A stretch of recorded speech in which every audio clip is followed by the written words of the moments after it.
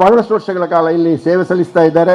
ಈಗ ನಮ್ಮ ಸಂಸ್ಥೆ ಈ ಜೋಸೆಫ್ ಇದರ ಸೈಂಟ್ ಜೋಸೆಫ್ ಜಾಯ್ಲೆಂಡ್ ಸ್ಕೂಲ್ನ ಈ ಮುಖ್ಯೋಪಾಧ್ಯಾಯಿನಿ ಆಗಿದ್ದಾರೆ ವೀಣಾ ಭಟ್ರವರು. ಅವರನ್ನು ನಾನು ಈ ಸಂದರ್ಭದಲ್ಲಿ ಜಂಟಿ ಸಂಸ್ಥೆಗಳ ಪರವಾಗಿ ಆತ್ಮೀಯವಾಗಿ ಸ್ವಾಗತಿಸ್ತಿದ್ದೇನೆ. ಉಳ್ಳಾಲ ತಾಲೂಕು ಕನ್ನಡ ಸಾಹಿತ್ಯ ಪರಿಷತ್ ಅಂತ ಹೇಳುವಾಗ ಎಲ್ಲ ಗ್ರಾಮಗಳಲ್ಲಿ ಸಂಚಾಲಕರಿದ್ದಾರೆ. ಒಂದು 10-20 ಗ್ರಾಮಗಳುಂಟು. ಆ 10-20 ಗ್ರಾಮಗಳಲ್ಲಿ ಎಲ್ಲ ಕಡೆಯಲ್ಲಿ ಕೂಡ ಸಂಚಾಲಕರಿದ್ದಾರೆ. ನಮ್ಮ ಸೋಮೇಶ್ವರ ಗ್ರಾಮದ ಸಂಚಾಲಕರು ಯಾರು ಅಂತ ಕೇಳಿದ್ರೆ ನಮ್ಮ ತೋನ್ಸೆ ಪುಷ್ಕಲ್ ಕುಮಾರ್ ಅವರು. ಬಹುಶಃ ಎಲ್ರಿಗೂ ಕೂಡ ತೋನ್ಸೆ ಅಂತ ಹೇಳುವಾಗ ಎಲ್ರಿಗೂ ಕೂಡ ಗೊತ್ತಿದೆ ಅಲ್ವಾ? ಯಾಕೆ ಗೊತ್ತಿದೆ? ಅವರು ಅಷ್ಟು ದೊಡ್ಡ ಪ್ರತಿಭಾನ್ವಿತರು, ದೊಡ್ಡ ದೊಡ್ಡ ಕಲಾವಿದರು. ಯಾವ ಸಂದರ್ಭದಲ್ಲಿ ಏನು ಮಾಡಬೇಕು ಅದನ್ನೆಲ್ಲ ಮಾಡ್ತಕ್ಕಂಥವರು.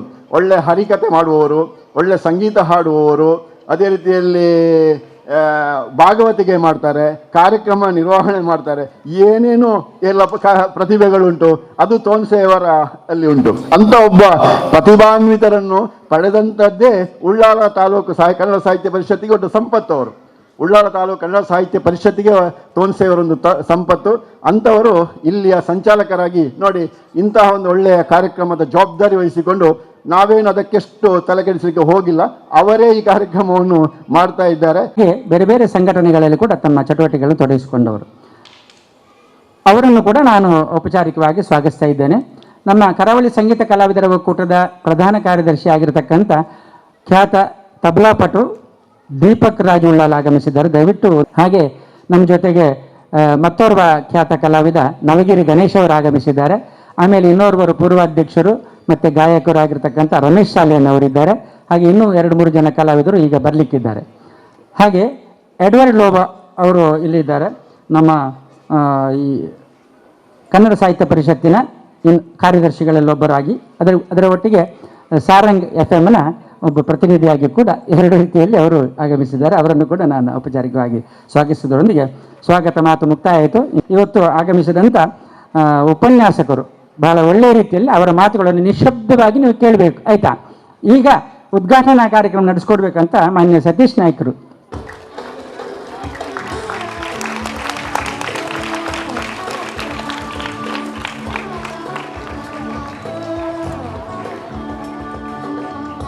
ಹಾಗೆ ಇವತ್ತು ಶಾಲೆಯ ನಿಜವಾಗಿಯೂ ಕೂಡ ಶಾಲೆಯನ್ನು ಬಹಳ ಉತ್ತಮ ರೀತಿಯಲ್ಲಿ ಸುವ್ಯವಸ್ಥತೆಯನ್ನು ಮಾಡುವುದರೊಂದಿಗೆ ನಮಗೆ ಬಿಟ್ಟುಕೊಟ್ಟಿದ್ದಾರೆ. ಒಳ್ಳೆಯ ಕಾರ್ಯಕ್ರಮಕ್ಕೆ ಸ್ವಾಗತಿಸಿದ್ದಾರೆ. ಶ್ರೀಮತಿ ವೀಣಾ ಭಟ್ ಅವರಿಗೆ ನಮ್ಮ ಕೋಶಾಧ್ಯಕ್ಷರು ಲಯನ್ ಚಂದ್ರಾಶ್ ಶೆಟ್ಟಿ ಅವರು ಗೌರವಿಸಬೇಕಂತ ಕೇಳ್ಕೊಳ್ತಾ ಇದ್ದೇನೆ. ಶ್ರೀಮತಿ ವೀಣಾ ಭಟ್ ಅವರಿಗೆ ಹಾಗೆ ಹಿರಿಯ ಸಂಗೀತ ಕಲಾವಿದರು, ಕರಾವಳಿ ಸಂಗೀತ ಕಲಾವಿದರ ಪ್ರತಿನಿಧಿಯಾಗಿರ್ತಕ್ಕಂಥವರು. ಅವರಿಗೆ ನಮ್ಮ ಇದು ಸಾಹಿತ್ಯ ಪರಿಷತ್ತಿನ ಕಾರ್ಯಕ್ರಮ ಆಗಿದ್ದರಿಂದ ಎಡ್ವರ್ಡ್ ಲೋಬೋ ಅವರು ಮುರಳೀಧರ ಕಾಮತ್ ಅವರನ್ನು ಗೌರವಿಸಬೇಕಂತ ಕೇಳ್ಕೊಳ್ತಾ ಇದ್ದಾರೆ.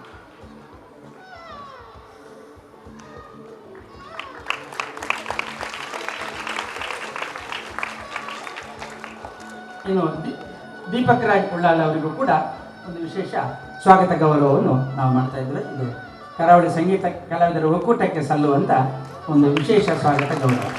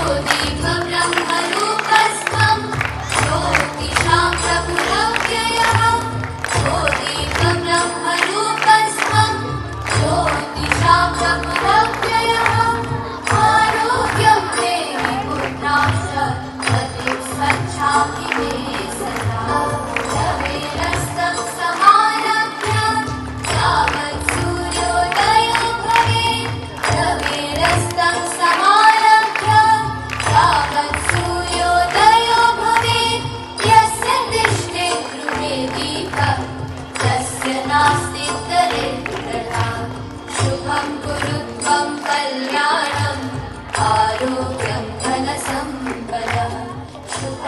ಪ್ರಜ್ವಲಿಸಿದ್ದೇವೆ. ಹಾಗೆ ಇದನ್ನು ಪ್ರಜ್ವಲಿಸಿದಂಥ ಶ್ರೀಯುತ ಸತೀಶ್ ನಾಯ್ಕ್ ಅವರು ಶಿಕ್ಷಕ ಈ ಒಂದು ಸಂಘದ ಅಧ್ಯಕ್ಷರು, ಹಾಗೆ ಸಾಮಾಜಿಕ ಮತ್ತು ಧಾರ್ಮಿಕ ಸಾಂಸ್ಕೃತಿಕ ವಿಚಾರಧಾರೆಗಳಲ್ಲಿ ಸರ್ವ ಸಹಕಾರಿಯಾಗಿದ್ದುಕೊಂಡು ಚುರುಕಾಗಿರುವಂಥ ಅವರು 2 ನುಡಿಗಳೊಂದಿಗೆ ತಮ್ಮ ಉದ್ಘಾಟನಾ ಮಾತುಗಳನ್ನು ಆಡಬೇಕಾಗಿ ವಿನಂತಿ. ನಾನು ನಿಜವಾಗಿ ಈ ಕಾರ್ಯಕ್ರಮಕ್ಕೆ ವಿಶ್ ಮಾಡಲಿಕ್ಕೋಸ್ಕರನೇ ಬಂದದ್ದು. ನನಗೆ ಇದು ಅರ್ಜೆಂಟ್ ಒಂದು ಕಾರ್ಯಕ್ರಮದಲ್ಲಿ ನನಗೆ ಹೋಗ್ಲಿಕ್ಕಿತ್ತು, ವಿಶ್ ಮಾಡಲಿಕ್ಕೋಸ್ಕರನೇ ನಾನು ಬಂದಿದ್ದೆ. ಇದಕ್ಕೆ ಕನ್ನಡದ ಬಗ್ಗೆನ ಈ ಪ್ರೋಗ್ರಾಮನ್ನು ಮಾಡ್ತಾರಂತ ಇದು ಅಂದರೆ ನನಗೆ ಡಿಟೇಲ್ ಆಗಿ ಯಾವುದೇ ಇದು ಕಾರ್ಯಕ್ರಮದ ಅಷ್ಟು ಬಗ್ಗೆ ಗೊತ್ತಿರಲಿಲ್ಲ ಇತ್ತು. ಆದರೆ ಇವತ್ತು ಈಗ ಇಲ್ಲಿ ಬಂದ ನಂತರ ಇದು ಕನ್ನಡ ಅಭಿಮಾನದ ಬಗ್ಗೆ ನಾನು ಇದು ಪ್ರೋಗ್ರಾಮ್ ಅಂತ ಗೊತ್ತಾಯಿತು. ಇದು ಆ್ಯಕ್ಚುಲಿ ಈಗಿನ ಕಾಲದ ಮಕ್ಕಳಿಗೆ ತುಂಬ ಅಗತ್ಯವಾದ ಇದು ಪ್ರೋಗ್ರಾಮ್. ಯಾಕೆಂದರೆ ಕನ್ನಡದ ಬಗ್ಗೆ ಅಭಿಮಾನ ಕಮ್ಮಿ ಆಗ್ತಾ ಇದೆ, ಎಲ್ಲರಿಗೆ ಗೊತ್ತಿರುವಂಥದ್ದೇ. ಈಗ ಅದರಲ್ಲಿ ಸ್ಪೆಷಲಾಗಿ ಈಗಿನ ಕಾಲದ ಮಕ್ಕಳಿಗೆ ಮನೆಯಲ್ಲಿ ಕನ್ನಡ ಮಾತಾಡೋದಿಲ್ಲ, ಯಾಕಂದರೆ ನಾರ್ಮಲಿ ಅವರ ಮಾತೃಭಾಷೆಯಲ್ಲಿ ಮಾತಾಡ್ತಾರೆ, ಹೊರಗಡೆಯೂ ಕನ್ನಡ ಮಾತಾಡೋದಿಲ್ಲ. ಆದರೆ ಒಂದು ಹೇಳಲಿಕ್ಕೆ ಬಯಸ್ತೇನೆ, ಈ ಕಾಲೇಜಲ್ಲಿ ಇಂಗ್ಲೀಷ್ ಮೀಡಿಯಮ್ ಆದರೂ ಕನ್ನಡಕ್ಕೆ ಪ್ರಾಮುಖ್ಯತೆ ಕೊಡ್ತಾ ಇದ್ದಾರೆ.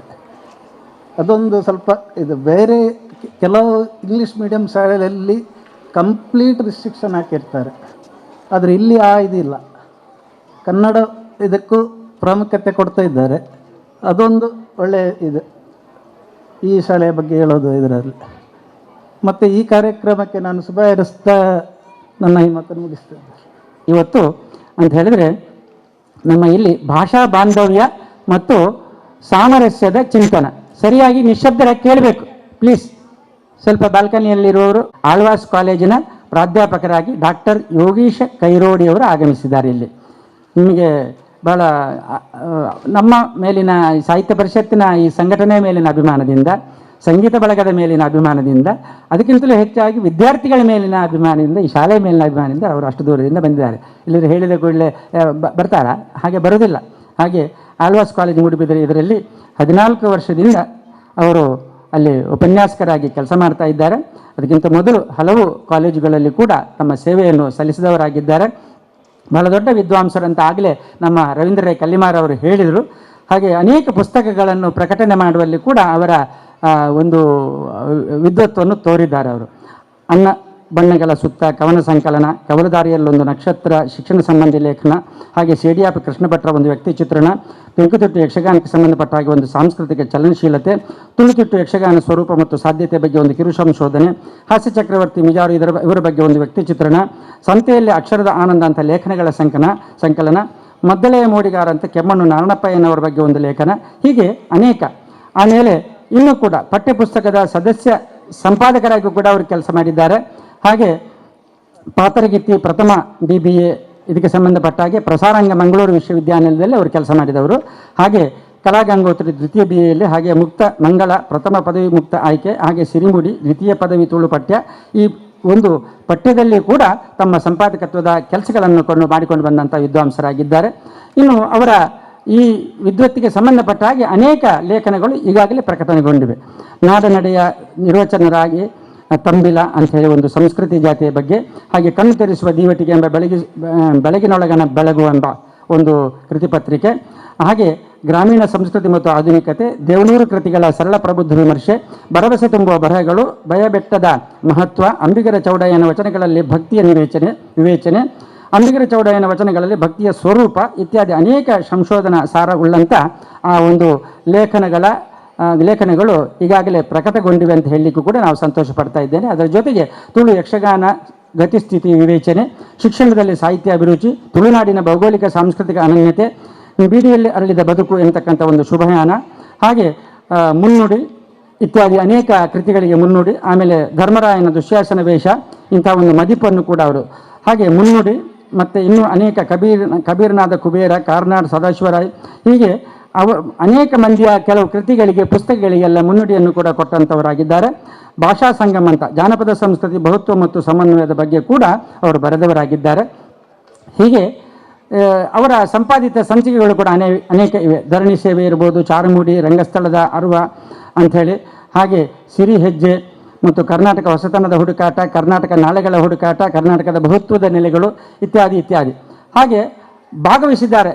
ಎಷ್ಟು ಪ್ರಬಂಧ ಮಂಡನೆ ಮಾಡಿದ್ದಾರೆ ಅಂತ ಹೇಳಲಿಕ್ಕೆ ಸಾಧ್ಯ ಇಲ್ಲ ನಮ್ಮ ಕಿರೋಡಿ ಅವರು.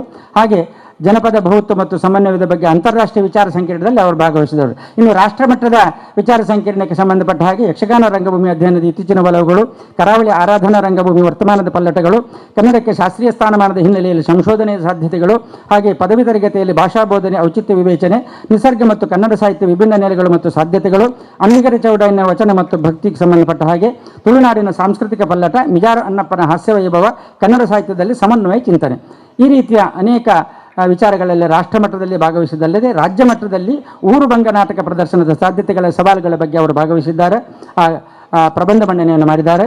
ಹಾಗೆ ವಿಶ್ವವಿದ್ಯಾನಿಲಯ ಮಟ್ಟದ ವಿಚಾರ ಸಂಕಿರಣದಲ್ಲಿ ಕೂಡ ನಾಟಕ ಪಠ್ಯಗಳ ವಿಚಾರಧಾರೆಯನ್ನು ನಮಗೆಲ್ಲ ಕೊಟ್ಟವರಾಗಿದ್ದಾರೆ. ಹಾಗೆ ಕರ್ನಾಟಕ ಜಾನಪದ ವಿಶ್ವವಿದ್ಯಾಲಯ ಗ್ರಾಮ ಚರಿತ್ರೆ ಕೋಶದ ಯೋಜನೆಯಲ್ಲಿ ಕಾರ್ಯನಿರ್ವಹಣೆ ಮಾಡ್ತಾ ಇದ್ದಾರೆ. ಕರ್ನಾಟಕ ತುಳು ಸಾಹಿತ್ಯ ಅಕಾಡೆಮಿಯ ಕಿರು ಸಂಶೋಧನಾ ಯೋಜನೆಯಲ್ಲಿದ್ದಾರೆ.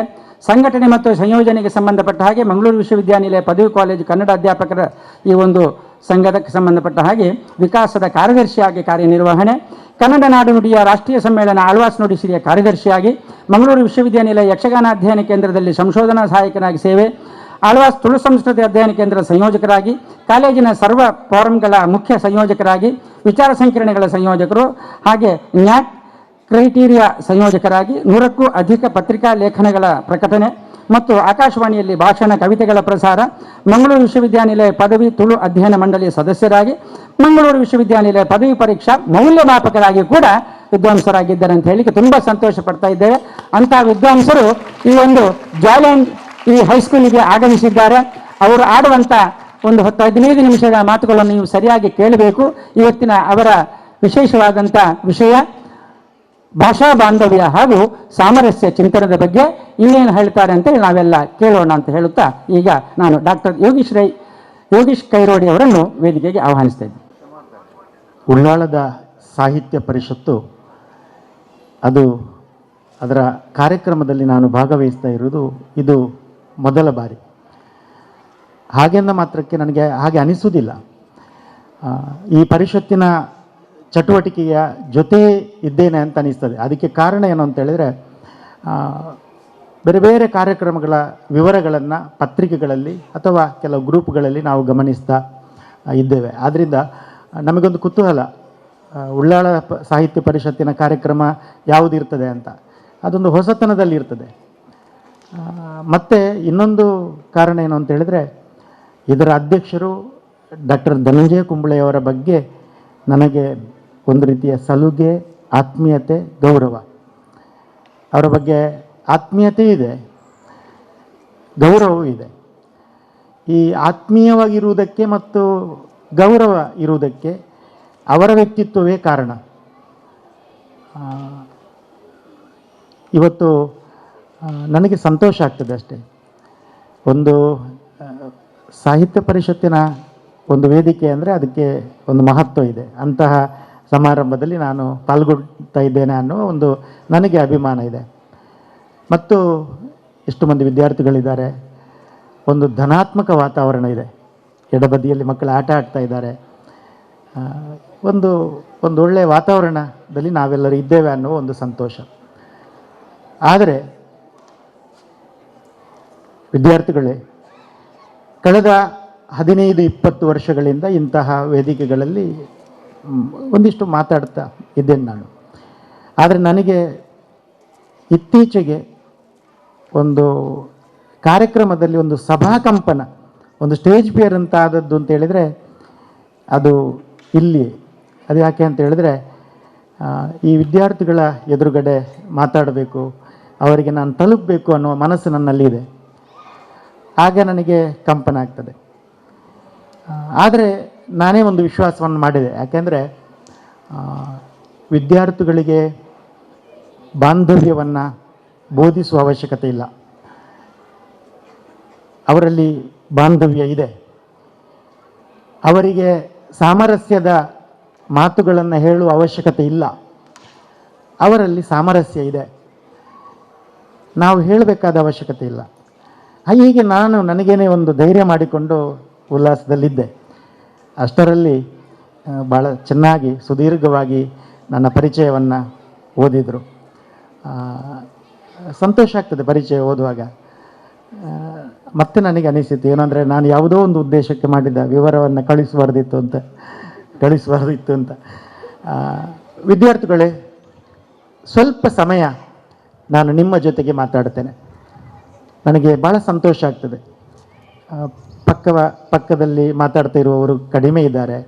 ಎಲ್ಲ ಇಷ್ಟು ಸುದೀರ್ಘ ಒಂದು ಇಷ್ಟೊತ್ತಿನ ಸಂದರ್ಭದಲ್ಲೂ ಕೂಡ ಮಕ್ಕಳು ಬಹುತೇಕ ಈ ವಿಷಯದ ಕಡೆಗೆ ಇದ್ದಾರೆ. ನಾನು ಈಗಾಗಲೇ ಹೇಳಿರುವ ಹಾಗೆ ಮಕ್ಕಳ ಒಳಗಡೆ ಬಾಂಧವ್ಯ ಇದೆ, ಸಾಮರಸ್ಯ ಇದೆ. ಅವರಿಗೆ ಮತ್ತೆ ಹೇಳುವ ಅವಶ್ಯಕತೆ ಇಲ್ಲ, ಅಥವಾ ಕೆಲವು ನಾವು ನಮ್ಮ ಮಟ್ಟಿಗೆ ಹೇಳುವ ಮಾತುಗಳು ಅವರಿಗೆ ತಲುಪಲಿಕ್ಕಿಲ್ಲ. ಮಾತಾಡುವವರಿಗಂತೂ ತಲುಪಲಿಕ್ಕೇನೆ ಇಲ್ಲ, ಮಾತಾಡ್ತಾ ಇರುವವರಿಗೆ, ಕೇಳ್ತಾ ಇರುವವರಿಗೂ ಕೂಡ ಪೂರ್ಣ ತಲುಪುವುದಕ್ಕಿಲ್ಲ. ಆದರೆ ಅದು ನಿರರ್ಥಕ ಅಂತ ಹೇಳಲಿಕ್ಕಾಗೋದಿಲ್ಲ. ನಮ್ಮ ಯಾವ ಮಾತುಗಳು ನಿಮಗೆ ಮನದಟ್ಟಾಗದೇ ಇದ್ರೂ ಕೂಡ ಅದೊಂದು ವೇಸ್ಟ್, ಪ್ರಯೋಜನ ಇಲ್ಲ ಅಂತ ಆಗೋದಿಲ್ಲ. ಯಾಕೆಂದರೆ ನಮಗೆ ಕೂಡ ಪ್ರಾಥಮಿಕ ಶಾಲೆಯಲ್ಲಿ, ಹೈಸ್ಕೂಲ್ನ ದಿನಗಳಲ್ಲಿ ಈ ರೀತಿಯ ವೇದಿಕೆಗಳು, ಕಾರ್ಯಕ್ರಮಗಳು, ಪರಿಸರ, ಇನ್ನೊಂದು ಮತ್ತು ಬೇರೆ ಬೇರೆ ವಿಷಯಗಳಿತ್ತು. ಅದು ಆಗ ಎಷ್ಟು ಅರ್ಥ ಆಗಿದೆ ಅಂತ ಗೊತ್ತಿಲ್ಲ, ಈಗ ಎಷ್ಟು ನೆನಪಿದೆ ಅಂತ ಗೊತ್ತಿಲ್ಲ ಮಕ್ಕಳೇ. ಆದರೆ ಆ ಎಲ್ಲ ದೃಶ್ಯಗಳು ನಮ್ಮ ಕಣ್ಣ ಎದುರುಗಡೆ ಇದೆ. ನಮಗೆ ಆ ಮಾತುಗಳು, ವೇದಿಕೆ, ಅಲ್ಲಿ ಹಾಡು, ಜೋಗದ ಸಿರಿ, ನಿತ್ಯೋತ್ಸವ, ಏನೋ ಒಂದು, ಇದೆಲ್ಲವೂ ಕೂಡ ಇವತ್ತಿಗೂ ಕೂಡ ನಮ್ಮ ನೆನಪುಗಳಿದೆ. ಆದ್ದರಿಂದ ನನ್ನ ಮಾತುಗಳು ನಿಮಗೆ ಮನದಟ್ಟಾಗದೇ ಇದ್ರೂ ಕೂಡ ನಿಮ್ಮ ಬಾಲ್ಯದ ನೆನಪಿನ ಬುತ್ತಿಯಲ್ಲಿ ಈ ಒಂದು ದೃಶ್ಯ, ಈ ಒಂದು ಸಂದರ್ಭ, ಆವರಣ ನಿಮ್ಮ ಮನಸ್ಸಿನ ಒಳಗಡೆ ಉಳಿತದೆ ಅಂತ ಕವಿ ಕುವೆಂಪು ಅವರೇ ಹೇಳಿದ್ದಾರೆ. ಪ್ರತಿ ಮಗು ಹುಟ್ಟುತ್ತಾ ವಿಶ್ವಮಾನವ ಅಂತ. ಅದು ವಿಶ್ವಮಾನವ. ನಮ್ಮ ಜನಪದರೇ ಮಕ್ಕಳನ್ನು ದೇವರು ಅಂತ ಕರೆದಿದ್ದಾರೆ. ಯಾಕೆ ಕರೆದಿದ್ದಾರೆ? ಮಗು ಅಂದರೆ ದೇವರು ಅಂತ ಕರೆದಿದ್ದಾರೆ. ಸಣ್ಣ ಮಕ್ಕಳಿಗೆ ಕೂಡ, ಮಗುವಿಗೂ ಕೂಡ ಬಹುವಚನದಲ್ಲಿ ಮಾತಾಡ್ತೇವೆ ನಾವು. ನಮಗೆ ಯಾರದ್ದು ಒಂದು ಕೈಯಲ್ಲಿರುವ ಮಗು ಈ ಕಡೆ ನಮ್ಮನ್ನು ನೋಡಿದರೆ ನಾವು ನಗುತ್ತೇವೆ. ಆ ಮಗು ಕೂಡ ಮುಗುಳ್ನಗ್ತದೆ. ನಮ್ಮದು ಪರಿಚಯ ಇಲ್ಲ ಅದಕ್ಕೆ, ಆದರೆ ಮುಗುಳ್ನಗ್ತದೆ. ಅಥವಾ ನಾವೇನಾದರೂ ಒಂದು ಹಾಗೆ ಹೀಗೆ ಏನಾದರೂ ಮಾಡ್ತಾ ಇರ್ತೇವೆ, ಯಾರದ್ದು ಮಗು ಇದೆ, ಅದು ಕೂಡ. ಅಂದರೆ ಮಗು ಒಂದು ವಿಶ್ವಮಾನವ. ಅದಕ್ಕೆ ನಾನು ಬಹಳ ಶ್ರೀಮಂತ ಅಂತ ಇಲ್ಲ, ಬಡವ ಅನ್ನುವ ಕೀಳರಿಮೆ ಇಲ್ಲ, ಒಂದು ಮಗುವಿನ ಅಕೌಂಟಲ್ಲಿ ಬ್ಯಾಂಕ್ ಬ್ಯಾಲೆನ್ಸ್ ಕೂಡ ಇಲ್ಲ. ಆದರೆ ಆ ಮಗು ಬಹಳ ಒಂದು ಶುದ್ಧ ಮನಸ್ಸಿನ ಒಳಗಡೆ ಇರ್ತದೆ. ಬೆಳೆಯುತ್ತಾ ಈ ಸಮಾಜದಲ್ಲಿರುವ ಅನೇಕ ಸಂಗತಿಗಳು ನಮ್ಮನ್ನು ಸಂಕುಚಿತ ಮಾನವರನ್ನಾಗಿಸ್ತದೆ. ಆದರೆ ಸಾಹಿತ್ಯದ ಕೆಲಸಗಳು, ಪರಿಷತ್ತಿನ ಕೆಲಸಗಳು ಮತ್ತೆ ಮನುಷ್ಯನನ್ನು ಒಂದು ವಿಶ್ವಮಾನವನನ್ನಾಗಿಸುವ, ವಿಶಾಲ ಮಾನವನ್ನಾಗಿಸುವ ಒಂದು ಪ್ರಯತ್ನವನ್ನು ನಾವು ಮಾಡುತ್ತದೆ. ಅದು ಭಾಷಣದಿಂದಲೇ ಅಂತ ಆಗಬೇಕು ಅಂತ ಇಲ್ಲ. ನಮ್ಮ ಆರಂಭ ಆದದ್ದು ನಾಡಗೀತೆಯಿಂದ. ಉದ್ಘಾಟನೆ ಮಾಡುವ, ದೀಪ ಬೆಳಗಿಸುವ ಸಮಯದಲ್ಲಿ ಹಿನ್ನೆಲೆಯಿಂದ ಒಂದು ಹಾಡು ಬಂತು. ನನ್ನ ಭಾಷಣ ಅಥವಾ ಬೇರೆ ಭಾಷಣಗಳು ಅರ್ಥ ಆಗದೇ ಇದ್ರೂ ಕೂಡ ನಿಮಗೆ ಆ ಹಾಡು ನಿಮಗೆ ಆನಂದವನ್ನು ಕೊಡುತ್ತದೆ. ಅದರಿಂದ ಒಂದು ಮಕ್ಕಳಿಗೆ ಭಾಷೆ ಅರ್ಥ ಆಗುವ ಮೊದಲು ಸಂಗೀತ ಅರ್ಥ ಆಗ್ತದೆ.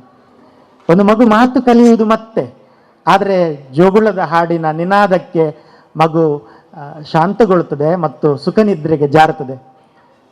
ಆದ್ದರಿಂದ ಭಾಷೆಗಿಂತ ಸಂಗೀತ ಮೊದಲು, ಸಂಗೀತ ಅದು ಭಾಷೆಗಿಂತ ಮೊದಲಾಗಿರ್ತದೆ. ನೋಡಿ, ಯೋಚನೆ ಮಾಡಿ, ಬಾಂಧವ್ಯ, ಯಾವುದೇ ಭಾಷೆಯಲ್ಲಿ ಬಾಂಧವ್ಯದಲ್ಲೇ ಭಾಷೆ ಇರೋದು. ಬಾಂಧವ್ಯ ಇಲ್ಲದೆ ಇದ್ದರೆ ಭಾಷೆ ಇಲ್ಲ. ಮತ್ತೆ ಒಂದು ಭಾಷೆ ಬೆಳೆಯುವುದು, ಯಾವುದೇ ಭಾಷೆ ಇರಲಿ. ಈಗ ನೀವು ನಿಮ್ಮ ಮನೆಯಲ್ಲಿ ಕೊಂಕಣಿ ಮಾತಾಡ್ತಾ ಇದ್ದೀರಾ, ತುಳು ಮಾತಾಡ್ತಾ ಇದ್ದೀರಾ, ಬ್ಯಾರಿ ಭಾಷೆಯಲ್ಲಿ ಮಾತಾಡ್ತಾ ಇದ್ದೀರಾ, ಮಲಯಾಳಂ ಮಾತಾಡ್ತಾ ಇದ್ದೀರಾ, ಕನ್ನಡದಲ್ಲಿ ಮಾತಾಡ್ತಾ ಇದ್ದೀರಾ, ನನಗೆ ಗೊತ್ತಿಲ್ಲ, ಆದರೆ ನಿಮ್ಗೆ ಗೊತ್ತಿದೆ. ಆದರೆ ಭಾಳ ಚಂದ ಮಾತಾಡ್ತೀರಿ, ಯಾರಿಗೂ ಸಮಸ್ಯೆ ಇಲ್ಲ. ಮನೆಯ ಮಾತು ನೆನಪಿಸಿ, ನಿಮ್ಮ ಮನೆಯಲ್ಲಿ ಕನ್ನಡವೋ ಯಾವುದು, ಅಮ್ಮನಲ್ಲಿ ಮಾತಾಡೋದು, ತಂಗಿಯಲ್ಲಿ, ಅಕ್ಕನಲ್ಲಿ, ಅಪ್ಪನಲ್ಲಿ ಮಾತನಾಡುವ ಭಾಷೆಯನ್ನು ನೆನಪಿಸಿ. ಆ ಭಾಷೆಯನ್ನು ನೀವು ಹೇಗೆ ಕಲ್ತ್ರಿ, ಯಾವ ಶಾಲೆಯಲ್ಲಿ ಕಲ್ತ್ರಿ, ನಿಮಗೆ ಟ್ರೈನಿಂಗ್ ಕೊಟ್ರ ನಿಮ್ಮ ತುಳು ಅಥವಾ ಕನ್ನಡದ ಬಗ್ಗೆ ತರಬೇತಿ ಇತ್ತ ಮಕ್ಕಳೇ? ಇಲ್ಲ, ತರಬೇತಿ ಇಲ್ಲ. ಅದು ಹೇಗೆ ಬಂತು ಅಂದರೆ ಬಾಂಧವ್ಯದ ಮೂಲಕ ಬಂತು. ಒಬ್ಬ ವ್ಯಕ್ತಿಯನ್ನು ಅಥವಾ ಒಂದು ಮಗುವನ್ನು ಒಂದು ಕಡೆ, ಒಂದು ಕೊಠಡಿಯ ಒಳಗಡೆ ಇಟ್ಟು ಆ ಮಗುವಿಗೆ ಊಟ ತಿಂಡಿ ಸ್ವಚ್ಛತೆ ಎಲ್ಲ ಕೊಟ್ಟು ಯಾರು ವ್ಯವಹರಿಸದೇ ಇದ್ದರೆ ಮಗುವಿಗೆ ಏನು ಬೇಕು? ಆಹಾರ ಬೇಕು, ನೀರು ಬೇಕು, ಅದಕ್ಕೆ ಗಾಳಿ ಬೇಕು, ಅದಕ್ಕೊಂದು ಬಟ್ಟೆ ಬೇಕು, ಮಗುವನ್ನು ಸ್ವಚ್ಛ ಮಾಡಬೇಕು. ಮಗುವಿಗೆ ಏನು ಬದುಕುವುದಕ್ಕೆ ಏನು ಬೇಕು? ಆಟ ಆಡ್ತಾನ, ಆಟ ಆಡಪ್ಪ, ಎಲ್ಲ ಆಟಿಕೆ ಸಾಮಗ್ರಿ ಎಲ್ಲ ಕೊಡ್ತೇವೆ. ಹಾಗೆ ಒಂದು ಮಗುವನ್ನು ಬಿಟ್ಟು ಮಗು ಇನ್ನೊಬ್ಬರ ಮಾತನ್ನು ಕೇಳದೇ ಇದ್ದರೆ, ಮಗುವಿನ ಜೊತೆಗೆ ಮಾತನಾಡದೇ ಇದ್ದರೆ ಒಂದು ಭಾಷೆ ಬರ್ತದೆ ಹೇಳಿ? ಭಾಷೆ ಬರ್ತದ? ಇಲ್ಲ. ಹಾಗಾದರೆ ನಮಗೊಂದು ಭಾಷೆ ಬಂದಿದೆ ಅಂದರೆ ಕನ್ನಡದಲ್ಲಿ ನೀವು ಮಾತಾಡ್ತೀರಿ, ಇಂಗ್ಲೀಷ್ನಲ್ಲೂ ಮಾತಾಡ್ತೀರಿ ನೀವು, ಅಥವಾ ಕೆಲವರು ಕೊಂಕಣಿಯಲ್ಲಿ ಮಾತಾಡ್ತೀರಿ ಅಂದರೆ ಅದು ಯಾವುದರಿಂದ ಬಂದಿದೆ ಅಂತ ಹೇಳಿದರೆ ಒಂದು ಭಾಷೆಯ ಸಂವಹನದ ತರಗತಿಯಿಂದಲ್ಲ, ಕಮ್ಯುನಿಕೇಷನ್ನ ಕ್ಲಾಸಿನಿಂದಲ್ಲ, ಟ್ರೈನಿಂಗಿನಿಂದಲ್ಲ, ಈ ಬಾಂಧವ್ಯದಿಂದಲೇ ಭಾಷೆ ಬಂದಿದೆ ಅಂತ. ಯಾವುದೇ ಭಾಷೆ ಇರಲಿ, ಆ ಭಾಷೆಯ ಬಗ್ಗೆ ನಿಮಗೊಂದು ಆಶ್ಚರ್ಯ ಆಗೋದಿಲ್ವಾ? ಅಥವಾ ನಿಮಗೆ ಅಲ್ಲ, ನಮಗೆ ಎಲ್ಲರಿಗೂ ಕೂಡ ಆಶ್ಚರ್ಯ ಆಗೋದಿಲ್ವಾ? ಒಂದು ಮತ್ತು ಮನುಷ್ಯನಲ್ಲಿ ಮಾತ್ರ ಒಂದು ಭಾಷೆ 100 ವರ್ಷದ ಮೊದಲು ಕೂಡ ಒಂದು ದನ ಅಂಬೆ ಅಂತ ಹೇಳ್ತಾ ಇದ್ದದ್ದು ಮಾತ್ರ ಅಲ್ವಾ? ಅಥವಾ ನಾಯಿ ಬೌ ಬೌ ಅಂತ ಹೇಳ್ತಾ ಇರೋದು ಮಾತ್ರ. ಅದರಲ್ಲಿ ಭಾಷೆ ವಿಕಾಸ ಆಗಲಿಲ್ಲ. ಮನುಷ್ಯನಲ್ಲಿರುವ ದೊಡ್ಡ ಗುಣ ಏನು ಅಂದರೆ ವಿಕಾಸ. ಅದು ಬೌದ್ಧಿಕವಾದ ವಿಕಾಸ ಮತ್ತು ಭಾಷೆಯ ವಿಕಾಸ. ನಾವು ಹೈಸ್ಕೂಲ್ನ ದಿವಸಗಳಲ್ಲಿ ಹೀಗೊಂದು ಮೊಬೈಲ್ ಬರ್ತದೆ, ಎಲ್ಲಿ ಹೋದರೂ ಮಾತಾಡಲಿಕ್ಕೆ ಆಗ್ತದೆ ಅಂತ ಕಲ್ಪಿಸ್ಕೊಳ್ಳಿಕ್ಕೆ ಸಾಧ್ಯ ಇಲ್ಲ. ಯಾರ ಹತ್ರ ಆ ರೀತಿ ಹೇಳಿದರೆ ನಗಬಹುದೇ ಏನೋ, ಆದರೆ ಇವತ್ತದು ಸಾಧ್ಯ ಆಗಿದೆ. ಅಂದರೆ ಮನುಷ್ಯನ ಒಳಗಡೆ ಮಾತ್ರ ವಿಕಾಸ ಆಗ್ತದೆ. ಇದು ಇಲ್ಲಿಗೆ ನಿಲ್ಲುವುದಿಲ್ಲ. ನೀವು ಇವತ್ತು ಬಳಸದೇ ಇರುವಂಥದ್ದನ್ನು ಇನ್ನೂ 20 ವರ್ಷಗಳ ನಂತರ, ಅಂದರೆ ಮನುಷ್ಯನಿಗೆ ಮಾತ್ರ ಈ ರೀತಿಯ ವಿಕಾಸದ ಒಂದು ಗುಣ ಇರೋದು. ಭಾಷೆಯ ವಿಕಾಸದ ಗುಣ ಕೂಡ ಮನುಷ್ಯನಿಗೆ ಮಾತ್ರ ಇರುವಂಥದ್ದು. ಹೀಗೆ ಮಗು ಒಂದು ಭಾಷೆಯನ್ನು ನೋಡಿ, ಆ ಭಾಷೆ ಒಂದು ಉಸಿರು, ನೀವು ಆ ಅಂತ ಮಾಡಿದರೆ ಒಂದು ಉಸಿರು ಬರ್ತದೆ. ಆದರೆ ಅಲ್ಲಲ್ಲಿ ತಡೆದ್ರೆ ಅದಕ್ಕೊಂದು ಅಕ್ಷರ ಅಥವಾ ಸ್ವರ, ಪದ, ವಾಕ್ಯಗಳು ಬರ್ತದೆ. ನೀವು ಯಾರ್ದಾದ್ರೂ ಒಂದು ಹಲ್ಲಿಲ್ಲ ಅಂತ ಇಟ್ಕೊಳ್ಳುವ, ಹಲ್ಲು ಹೋಗಿದೆ ಅಂತ ಇಟ್ಕೊಳ್ಳುವ, ಆಗ ಕೆಲವು ಅಕ್ಷರಗಳು ಬರುವುದಿಲ್ಲ. ನೀವೊಂದು ಪ್ರಯೋಗ ಮಾಡಿ. ತುಟಿ ಇಲ್ಲ ಅಂತ ಇಟ್ಕೊಳ್ಳಿ, ತುಟಿ ಉಪಯೋಗ ಮಾಡಬೇಡಿ, ಹೂ ಅನ್ನುವ ಅಕ್ಷರ ಬರೋದಿಲ್ಲ. ಯಾಕೆ ಅಂದರೆ ಅದಕ್ಕೆ ನಮ್ಮ ವಿದ್ವಾಂಸರುಗಳು ಭಾಷಾ ವಿಜ್ಞಾನ ಅಂತ ಕರೆದರು. ಭಾಷೆ ಕೂಡ ಒಂದು ಸೈನ್ಸ್ ಅಂತ. ಅಂದರೆ ಒಂದು ಸ್ವರ ಎಲ್ಲ, ಅಂದರೆ ಈ ರೀತಿ ಒಂದು ನಿಮಗೆ ಭಾಷೆಯ ಬಗ್ಗೆ ಒಂದು ಆಶ್ಚರ್ಯ ನಮ್ಮ ಒಳಗಡೆ ಇರಬೇಕಾಗ್ತದೆ ಅಂತ. ಭಾಷೆಯ ಒಳಗಡೆ ಆಶ್ಚರ್ಯ ಇರಬೇಕು. ನಮ್ಮ ಭಾಷೆಯ ಒಂದು ಕನ್ನಡ ಭಾಷೆಯ ಮಕ್ಕಳೇ ಸಾಮರಸ್ಯ, ಒಂದು ಭಾಷೆ ನೋಡಿ, ಅದು ತನ್ನ ಭಾಷೆಯ ಜನರ ಜೊತೆಗೇ ಮಾತನಾಡ್ತಾ ಮನುಷ್ಯನ ಒಳಗಡೆ ಒಂದು ಸಾಮರಸ್ಯ ಮೂಡ್ತದೆ. ಮತ್ತು ಭಾಷೆಯಲ್ಲೂ ಒಂದು ಸಾಮರಸ್ಯ ಇದೆ. ಸಾಮರಸ್ಯ ಅಂದ್ರೆ ಏನು? ಈಗ ನಿಮಗೊಂದು ಸಂಬಂಧ ಅಂದ್ರೆ ಏನು, ಬಾಂಧವ್ಯ ಅಂದ್ರೆ ಏನು ಅಲ್ವಾ? ನೀವು ಏನೋ ಕೊಡ್ತೀರಿ, ಏನೋ ತಗೊಳ್ತೀರಿ ಅಲ್ವಾ? ಆಗ ನಿಮಗೊಂದು ಬಾಂಧವ್ಯ ಮೂಡುತ್ತದೆ. ಒಂದು ಕೊಡುಕೊಳ್ಳುವಿಕೆ ಇದೆ ಮನುಷ್ಯನ ಒಳಗಡೆ, ಬಾಂಧವ್ಯಕ್ಕೆ ಒಂದು ಕೊಡುಕೊಳ್ಳುವಿಕೆ. ನಾವು ಕೊಟ್ಟು ಸಂಬಂಧವನ್ನು ಬೆಳೆಸ್ತೇವೆ, ಅಥವಾ ಯಾರಿಂದಾದ್ರೂ ಒಂದನ್ನು ಪಡ್ಕೊಂಡು ಸಂಬಂಧವನ್ನು ಬೆಳೆಸ್ತೇವೆ, ನಮಗೆ ಸಂಬಂಧ ಆಗ್ತದೆ. ಈ ಭಾಷೆಯ ಒಳಗಡೆ ಹಾಗೇನೆ ಒಂದು ಭಾಷೆ ಅಂತ ಇಲ್ಲ ಒಂದು ಅರ್ಥದಲ್ಲಿ. ನೀವೊಂದು ಕನ್ನಡ, ನಮ್ಮ ವಿದ್ವಾಂಸರುಗಳು ಕನ್ನಡವನ್ನು ಕನ್ನಡದೊಳಗಿನ ಕನ್ನಡಗಳು ಅಂತ ಕರೀತೇವೆ. ನಾವು ಧಾರವಾಡದ ಕನ್ನಡದಲ್ಲಿ ಮಾತನಾಡಿದರೆ ಆ ಕನ್ನಡದ ಸ್ವರೂಪವೇ ಬೇರೆ. ನಾವು ದಕ್ಷಿಣ ಕನ್ನಡದವರು ಮಾತನಾಡುವಾಗಲೂ ಹೇಳ್ತಾರೆ ನೀವು ಮಂಗಳೂರಿನವರ ಅಂತ. ಅದು ನಮ್ಗೆ ಗೊತ್ತಾಗೋದಿಲ್ಲ, ಮಂಗಳೂರಿನವರ ಅಂತ ಹೇಳ್ತಾರೆ. ಅಥವಾ ಮೈಸೂರಿನವರದ್ದು ಒಂದು. ಅಂದರೆ ಯಾಕೆ ಒಂದು ಕನ್ನಡ ಯಾಕೆ ಹೀಗಾಯಿತು? ಎಲ್ಲವೂ ಇದೆ. ಒಂದು ಇಂಗ್ಲೀಷ್ ಅಂತ ಇಲ್ಲ. ಅಮೇರಿಕದ ಇಂಗ್ಲೀಷ್ ಅಥವಾ ಇಂಗ್ಲೆಂಡ್ನ ಇಂಗ್ಲೀಷ್, ಭಾರತದ ಇಂಗ್ಲೀಷ್, ಅದೆಲ್ಲವೂ ಕೂಡ. ಅದರಿಂದ ಒಂದು ಭಾಷೆ ತನ್ನ ಇತರ ಭಾಷೆಯ ಜೊತೆಗೆ ಪ್ರಭಾವಕ್ಕೊಳಗಾಗ್ತದೆ. ನಮ್ಮ ಈಗ ಮಂಗಳೂರಿನ ಈ ಪ್ರದೇಶದವರ ಭಾಷೆಯಲ್ಲಿ ತುಳುವಿನ ಪ್ರಭಾವಕ್ಕೊಳಗಾಗಿರ್ಬೋದು, ಮಲಯಾಳಂನ ಪ್ರಭಾವಕ್ಕೊಳಗಾಗಿರ್ಬೋದು, ಬೆಳಗಾವಿನವರು ಪಕ್ಕದ ರಾಜ್ಯದ ಅಥವಾ ಅಲ್ಲೇ ಇರುವ ಮರಾಠಿಯ ಪ್ರಭಾವಕ್ಕೊಳಗಾಗಿರ್ಬೋದು.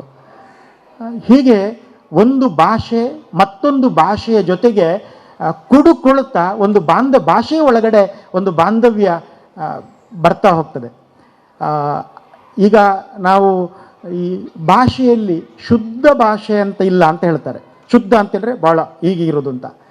ಅಂದರೆ ಒಂದು ಭಾಷೆಯಿಂದ ಇನ್ನೊಂದು ಭಾಷೆಯ ಪದಗಳನ್ನು ಸ್ವೀಕಾರ ಮಾಡ್ತದೆ, ನಮ್ಮ ಭಾಷೆಯ ಪದಗಳನ್ನು ಇನ್ನೊಂದು ಭಾಷೆಗೆ ಅದನ್ನು ಕೊಡುತ್ತದೆ. ಹೀಗೆ ಭಾಷೆ ಒಳಗಡೆ ಅದನ್ನು ನೀವು ಉದಾಹರಣೆ ಸಮೇತ ಗಮನಿಸ್ತಾ ಹೋದರೆ ತುಂಬ ನಮಗೆ ಸಿಗ್ತದೆ. ನಮ್ಮ ತುಳುವರಿಗಂತೂ ಕನ್ನಡದ ಪದಗಳಿಗಿಂತಲೂ ಇಂಗ್ಲೀಷಿನ ಪದಗಳು ಹೆಚ್ಚು ಹತ್ತಿರ. ಯಾಕೆ ಅಂತೇಳಿದರೆ ನಾವು ಅದಕ್ಕೆ ಎಲ್ಲದಕ್ಕೊಂದು ಕಾರಣ ಇದೆ. ನಾವು ಇಂಗ್ಲೀಷಿನ ಪ್ರಭಾವಕ್ಕೊಳಗಾದವರು, ಅಥವಾ ನಮ್ಮನ್ನು ಸ್ವಾತಂತ್ರ್ಯ ಪೂರ್ವದ ದಿನಗಳಲ್ಲಿ, ಅಥವಾ ನಮ್ಮದು ಬೇರೆ ಬೇರೆ ಸಂಗತಿಗಳೆಲ್ಲ ಇದೆ. ನಮ್ಮದು ಮದ್ರಾಸ್ ಪ್ರಾಂತ್ಯಕ್ಕೊಳಗಾದದ್ದು, ಅಥವಾ ಬ್ರಿಟಿಷರು ಎಲ್ಲೆಲ್ಲಿ ನೆಲೆಸಿದ್ದಾರೆ, ಅದು ಮುಂಬೈ ಇರ್ಬೋದು, ಅಥವಾ ಗೋವಾ ಇರ್ಬೋದು, ಮಂಗಳೂರು ಇರ್ಬೋದು, ನಮ್ಮ ಭಾಷೆಗೂ ಪಕ್ಕದ ಪರಿಸರಕ್ಕೂ ಸಮುದ್ರಕ್ಕೊಂದು ಸಂಬಂಧ ಇದೆ. ಅದಕ್ಕಾಗಿ ನೋಡಿ, ನಮ್ಮಲ್ಲಿ ತುಳುವಿನಲ್ಲಿ ಅಜ್ಜಿ ಅವರಿಗೆ ಹೆಸರು ಬರೀಲಿಕ್ಕೆ ಗೊತ್ತಿರೋದಿಲ್ಲ, ಕನ್ನಡ ಗೊತ್ತೇ ಇಲ್ಲ. ನಾವೆಲ್ಲ ಸುಮ್ಮನೆ ತಿರುಗಾಡಿಕೊಂಡು ಬಂದರೆ ಹೇಳ್ತಾ ಇದ್ರು, ದೂರ ಸರ್ಕಿಟ್ಗೆ ಪೋಯಿನಿ. ಸರ್ಕಿಟ್ ಅಂದರೆ ಅದು ಸರ್ಕ್ಯೂಟ್ ಅನ್ನುವುದನ್ನು ಅವರು ಸರ್ಕಿಟ್ ಅಂತ ಕರೀತಾರೆ. ಅಂಥದ್ದು ತುಂಬ, ಅಂದರೆ ಒಂದು ಭಾಷೆಯನ್ನು ಅವರು ಅದನ್ನು ಇಂಗ್ಲೀಷ್ ಅಂತ ಹೇಳೋದಿಲ್ಲ, ಅದು ಅವರಿಗೆ ತುಳುವೆ, ಅವರಿಗೆ ಅದು ತುಳು ಭಾಷೆ. ಈಗ ಬಸ್ ಅಂತ ಇದ್ದರೆ ಅದು ಹುಡುಕಿದ್ರೆ ಅದು ಇಂಗ್ಲೀಷ್ ಆಗಿರ್ತದೆ. ಆದರೆ ನಾವು ಅದನ್ನೇನು ಮಾಡಿದ್ದೇವೆ, ಬಸ್ಸು ಮಾಡಿದ್ದೇವೆ, ಕನ್ನಡ ಮಾಡಿದ್ದೇವೆ. ಆದ್ದರಿಂದ ಒಂದು ಭಾಷೆಯಲ್ಲಿ ನಾವು ಇನ್ನೊಂದು ಭಾಷೆಯ ಪದಗಳನ್ನು ಹಾಗೆಯೇ ತಗೊಂಡು ಅದನ್ನು ಏನು ಮಾಡ್ತೇವೆ ಅಂತೇಳಿದರೆ ನಾವು ನಮ್ಮ ಭಾಷೆಯನ್ನಾಗಿಸ್ತೇವೆ. ಅದರಿಂದ ಇಲ್ಲೊಂದು ಭಾಷೆಯ ಬಾಂಧವ್ಯ ಇದೆ ಅಂತ. ಮತ್ತೊಂದು ಭಾಷೆಯ ಬಾಂಧವ್ಯದ ಜೊತೆಗೆ ನಾನು ಕೆಲವು ಅಂಶಗಳನ್ನು ನಿಮ್ಮ ಜೊತೆಗೆ ಹಂಚಿಕೊಳ್ತೇನೆ. ಕೆಲವು ಅಂಶಗಳನ್ನು ಮಾತ್ರ ಹಂಚಿಕೊಂಡು ಮುಕ್ತಾಯದ ಹಂತಕ್ಕೆ ಬರ್ತೇನೆ. ನಮ್ಮಲ್ಲಿ ಭಾಷಾ ಬಾಂಧವ್ಯದ ಭಾವನೆ, ಏಕೀಕರಣ, ಇಂಥ ವಿಷಯಗಳಿಗೆಲ್ಲ ಹೋಗೋದಿಲ್ಲ. ನಮ್ಮದು ಕರ್ನಾಟಕ ಅಂತ ಆದದ್ದು, ಏಕೀಕರಣ ಅಂತ ಆದದ್ದು, ಅಲ್ಲಿರುವ ಭಾಷಾ ಬಾಂಧವ್ಯ, ಈ ವಿಷಯಗಳಿಗೆಲ್ಲ ನಾನು ಪ್ರಸ್ತಾಪ ಮಾಡಲಿಕ್ಕೆ ಹೋಗೋದಿಲ್ಲ. ಆದರೆ ಒಂದು ಏನು ಅಂತ ಹೇಳಿದರೆ, ಮಕ್ಕಳೇ, ನಮ್ಮಲ್ಲಿ ತಪ್ಪು ಕಲ್ಪನೆ ಬೇಡ. ನನ್ನಂಥ ಅಧ್ಯಾಪಕರಲ್ಲೂ ತಪ್ಪು ಕಲ್ಪನೆ ಬೇಡ, ಅಥವಾ ನಿಮ್ಮಂಥವರಲ್ಲೂ ತಪ್ಪು ಕಲ್ಪನೆ ಬೇಡ. ಯಾವುದು? ಈ ಭಾಷೆ ಬಹಳ ಶ್ರೇಷ್ಠ, ಇದು ಬಹಳ ಕನಿಷ್ಠ. ಗೊತ್ತಾಯ್ತಾ? ಒಂದು ಸುಪೀರಿಯರ್, ಮತ್ತೊಂದು ಬಹಳ ಕಡಿಮೆ ಅಂತ ಇಲ್ಲ, ಭಾಷೆ ಅಂತ ಇಲ್ಲ. ನಮ್ಮಲ್ಲಿ ಅಂಥ ತಪ್ಪು ಕಲ್ಪನೆ ಇದೆ. ಈಗ ಉದಾಹರಣೆಗೆ ನಾನೀಗ ಇಲ್ಲಿ ಕನ್ನಡದಲ್ಲಿ ಮಾತಾಡ್ತಾ ಇದ್ದೇನೆ ಅಂತೇಳಿ, ಇದು ನಾವು ಮಕ್ಕಳಿಗೆ ಇದು ಎಷ್ಟು ಗೊತ್ತಾಗ್ತದೆ ಗೊತ್ತಿಲ್ಲ. ಈಗ ಕನ್ನಡದಲ್ಲಿ ನಾನು ಮಾತಾಡ್ತಾ ಇದ್ದೇನೆ. ಕನ್ನಡದಲ್ಲಿ ಮಾತನಾಡ್ತಾ ಮಧ್ಯದಲ್ಲಿ ಇಂಗ್ಲೀಷ್ ಬಂದರೆ ಯಾರು ಕೂಡ ನನಗೆ ಒಂದು ಅವಮಾನ ಮಾಡೋದಿಲ್ಲ, ನನಗೂ ಮುಜುಗರ ಆಗೋದಿಲ್ಲ. ಅಂದರೆ ಭಾಷೆಯ ಬಗ್ಗೆ ನಮ್ಮಲ್ಲಿ ಎಂಥ ಮನೋಭಾವ ಇದೆ ಅಂತ. ನನಗೆ ಇವತ್ತು ಯಾವುದೋ ಒಂದು ಕಾರ್ಯಕ್ರಮ ಇದೆ, ನಾನು ಇಂಗ್ಲೀಷ್ನಲ್ಲಿ ಮಾತಾಡಬೇಕಾದ ಅನಿವಾರ್ಯತೆ ಇದೆ, ಹೊರಗಡೆ ಅವರಿದ್ದಾರೆ, ನನಗೆ ಸ್ವಲ್ಪ ಇಂಗ್ಲೀಷ್ ಬರೋದು ಒಂದು ಇತಿಮಿತಿಯೊಳಗಡೆ. ನಾನು ಇಂಗ್ಲೀಷ್ನಲ್ಲಿ ಮಾತನಾಡ್ತಾ ಯಾವುದೋ ಒಂದು ಗೊತ್ತಾಗದೆ ಕನ್ನಡದ ಪದವನ್ನು ತಂದೆ ಅಂತ ಇಟ್ಕೊಳ್ಳುವ, ತಕ್ಷಣ ನಗುತ್ತಾರೆ, ನನಗೂ ಮುಜುಗರ ಆಗ್ತದೆ. ಯಾಕೆಂದರೆ ನನಗೆ ಇಂಗ್ಲೀಷ್ ಬರಲ್ಲ ಅಂತ. ಇದ್ರ ಹಿಂದೆ ಭಾಷೆಯ ಬಗ್ಗೆ ಈ ಪ್ರಜ್ಞೆ ಯಾಕೆ ಅಂತ. ಈಗ ಇಂಗ್ಲೀಷರು ಇಲ್ಲಿಗೆ ಬಂದು ಕೋಲ್ಕತ್ತಾ ಅಂದರೆ ಅದು ಗೌರವಿತ, ಮ್ಯಾಂಗ್ಳೂರು ಅಂದರೆ ಅದು ಗೌರವಿತ. ಅಂದರೆ ಏನು, ನಾವು ಭಾಷೆಯ ಅರಿವಿರುವವರು ಅವರಿಗೆ ಬೈಯುವುದಿಲ್ಲ. ಅದು ಮ್ಯಾಂಗ್ಳೂರು ಅಂತ ಹೇಳಿರೋ, ಕೋಲ್ಕತ್ತಾ, ಅವರೇನು ಸ್ಟೈಲ್ ಮಾಡೋದಲ್ಲ, ಅವರ ಭಾಷೆಗೆ ತಕ್ಕ ಹಾಗೆ ಅವರ ನಾಲಗೆ,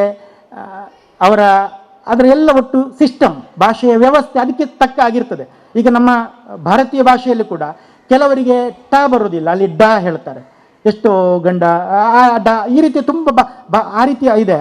ಅಥವಾ ನಮ್ಮಲ್ಲಿ ತುಂಬ ವಿದ್ವಾಂಸರು ಇರ್ತಾರೆ, ಅದು ಇರ್ಬೋದು, ಅವರು ವಿಜ್ಞಾನ ಅಂತ ಹೇಳೋದಿಲ್ಲ, ವಿಜ್ಞಾನ ಅಂತ ಹೇಳ್ತಾರೆ. ಆಗ ಎಂಥದ್ದು ನೀವೆಲ್ಲ ಹೇಳ್ಬೋದು, ಅವರು ಕನ್ನಡದ ಪ್ರೊಫೆಸರ್ ಅಂತೆ, ವಿಜ್ಞಾನ ಅಂತ ಹೇಳ್ತಾರೆ. ಗೊತ್ತಿಲ್ಲ ಅಂದರೆ ಜ್ಞಾ ಅನ್ನೋದು ಬರುವುದಿಲ್ಲ ಅಂತ ಆ ಭಾಷೆಯಲ್ಲಿ.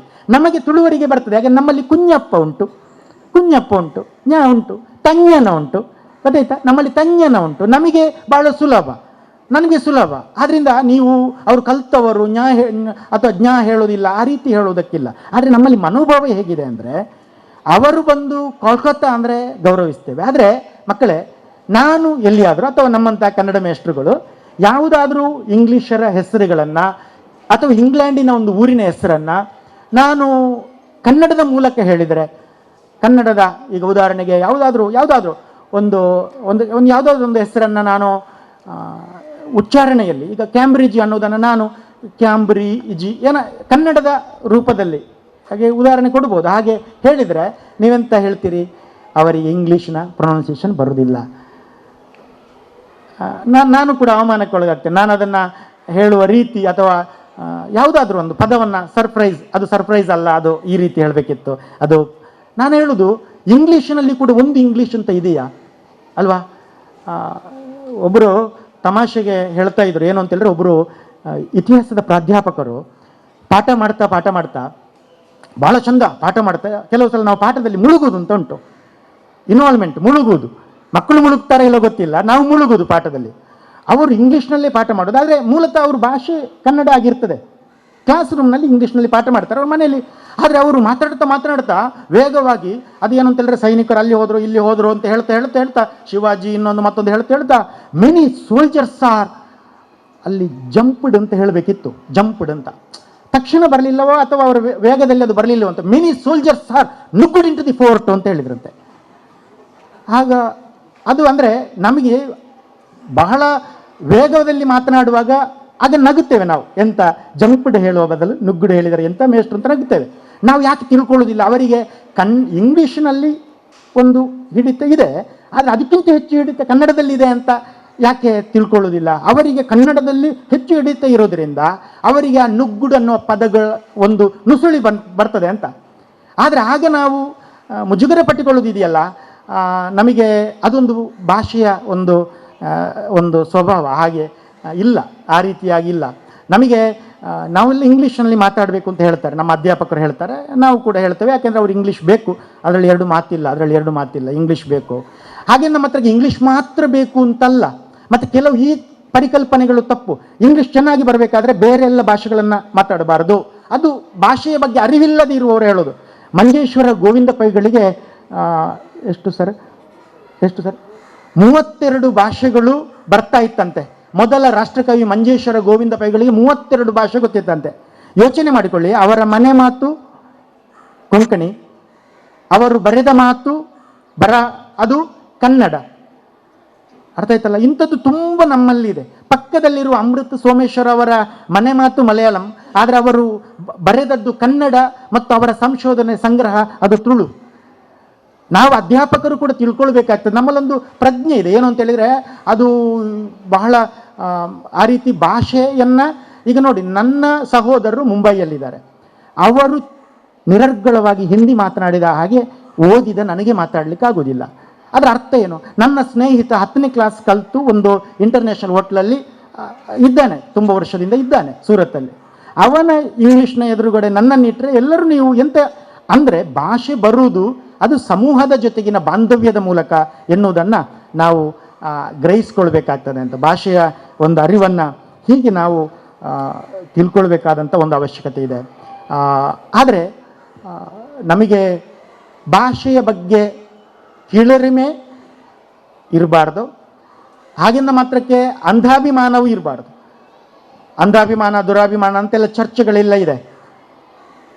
ಇಂಗ್ಲೀಷ್ನ ಬಗ್ಗೆ ಇಂಗ್ಲೀಷ್ ಚೆನ್ನಾಗಿ ಮಾತಾಡಬೇಕು ನಾವು. ನೀವು ಕನ್ನಡದ ಪ್ರಮುಖ ಸಾಹಿತಿಗಳು ಅಂತ ಹೇಳುವಾಗ ಅನಂತಮೂರ್ತಿ ಅವರ ಹೆಸರು ಹೇಳ್ತೇವೆ, ಜ್ಞಾನಪೀಠ. ಚಂಪಾ ಅವರ ಹೆಸರು ಹೇಳ್ತೇವೆ, ಲಂಕೇಶ್ ಅವರ ಹೆಸರು ಹೇಳ್ತೇವೆ, ನಿಸಾರ್ ಅವರ ಹೆಸರು ಹೇಳ್ತೇವೆ. ಹಾಗೆ ನೋಡಿದರೆ ಅನಂತಮೂರ್ತಿಯವರು ಇಂಗ್ಲೀಷಿನ ಪ್ರಾಧ್ಯಾಪಕರು. ಅವರು ಇಂಗ್ಲೀಷ್ನಲ್ಲಿ ಒಂದು ಉಪನ್ಯಾಸ ಕೊಟ್ಟರೆ ನಾವು ಡಿಕ್ಷನರಿ ನೋಡಬೇಕಾಗ್ತದೆ. ಇಂಗ್ಲೀಷ್ನಲ್ಲಿ ಪಾಠ ಮಾಡುವ ಒಬ್ಬರು ಪ್ರಾಧ್ಯಾಪಕರು ಡಿಕ್ಷನರಿ ನೋಡಬೇಕಾಗ್ತದೆ. ಆದರೆ ಕನ್ನಡದಲ್ಲಿ ಬರೆದರು. ಆದ್ದರಿಂದ ಆ ಮನೋಭಾವನ ನೀವು ಅರ್ಥ ಮಾಡಿಕೊಳ್ಬೇಕು. ಕನ್ನಡದಲ್ಲಿ ಬರೆದವರು ಇಂಗ್ಲೀಷ್ ಗೊತ್ತಿಲ್ಲ ಅಂತಲ್ಲ. ಈ ರೀತಿಯ ಭಾಷೆಯ ಬಗ್ಗೆ ಇಂತಹ ಒಂದು ಮನೋಭಾವವನ್ನು ತಗೊಳ್ಬೇಕು. ಇದಲ್ಲ ಯಾವುದು ಭಾಷಾ ದ್ವೇಷ ಅಲ್ಲ, ಅಥವಾ ನಾನು ಕನ್ನಡ ಅಭಿಮಾನ, ನನ್ನದು ಕನ್ನಡ, ಬೇರೆ ಯಾವ ಭಾಷೆಯನ್ನು ಮಾತನಾಡೋದಿಲ್ಲ, ಬೇರೆ ಯಾವ ಪುಸ್ತಕ ಓದುವುದಿಲ್ಲ, ಬೇರೆಯವರ ಜೊತೆಗೆ ಮಾತನಾಡೋದಿಲ್ಲ. ಅದರಿಂದ ಏನೂ ಪ್ರಯೋಜನ ಇಲ್ಲ ಮಕ್ಕಳೇ, ಅದರಿಂದ ಏನೂ ಪ್ರಯೋಜನ ಇಲ್ಲ.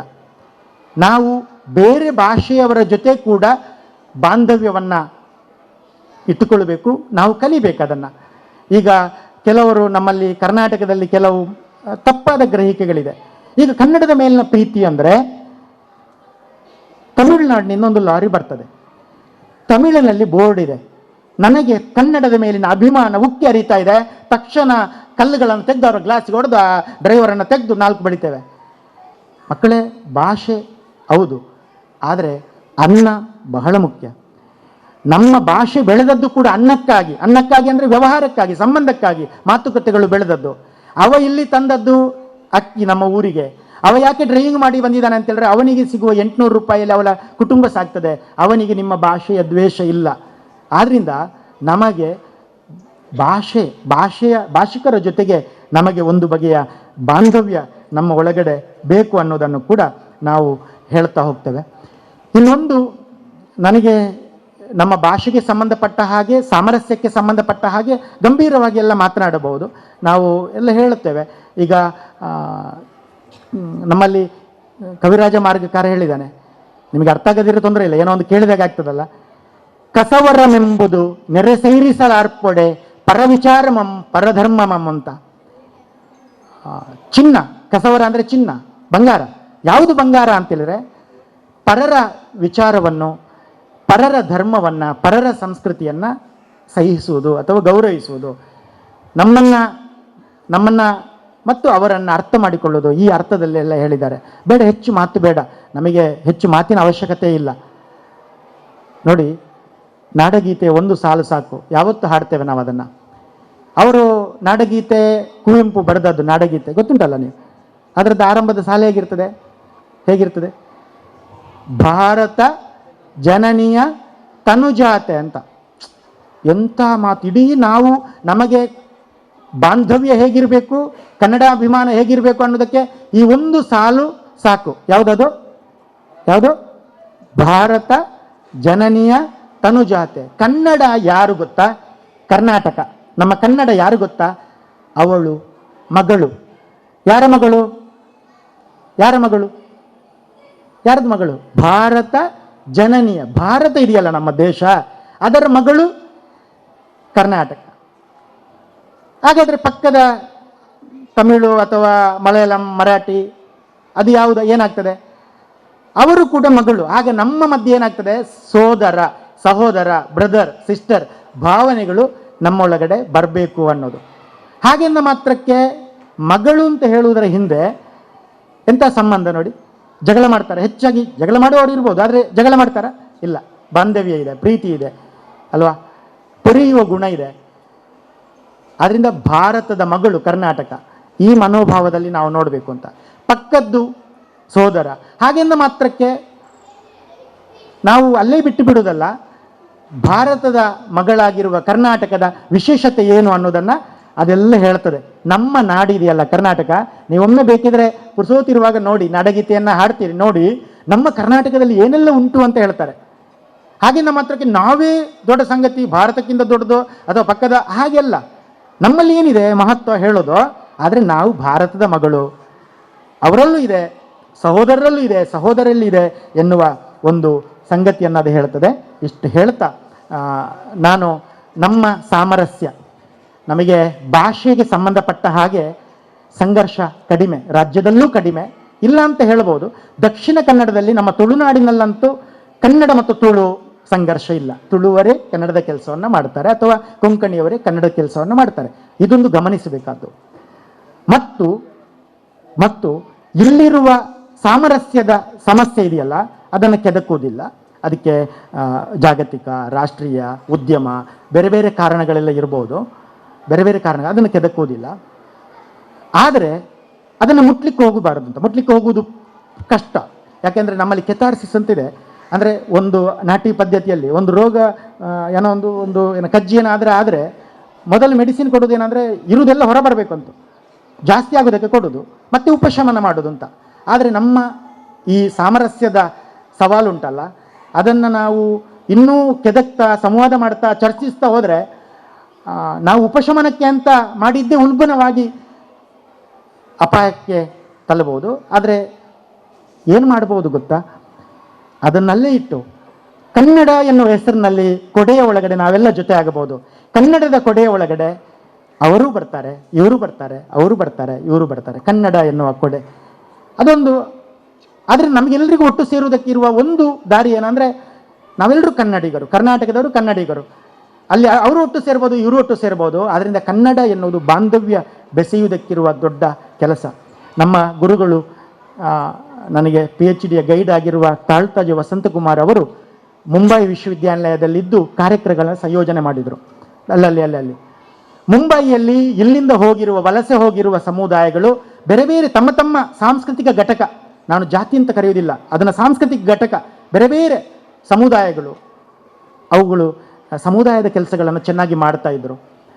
ಈ ಸಮುದಾಯ ಅದು ಒಳ್ಳೆಯ ಕೆಲಸವೇ, ಆದರೆ ಅದು ಗೋಡೆ ಆಗಬಾರದು, ಅಲ್ಲೊಂದು ಕಿಟಕಿ ಬರಬೇಕು.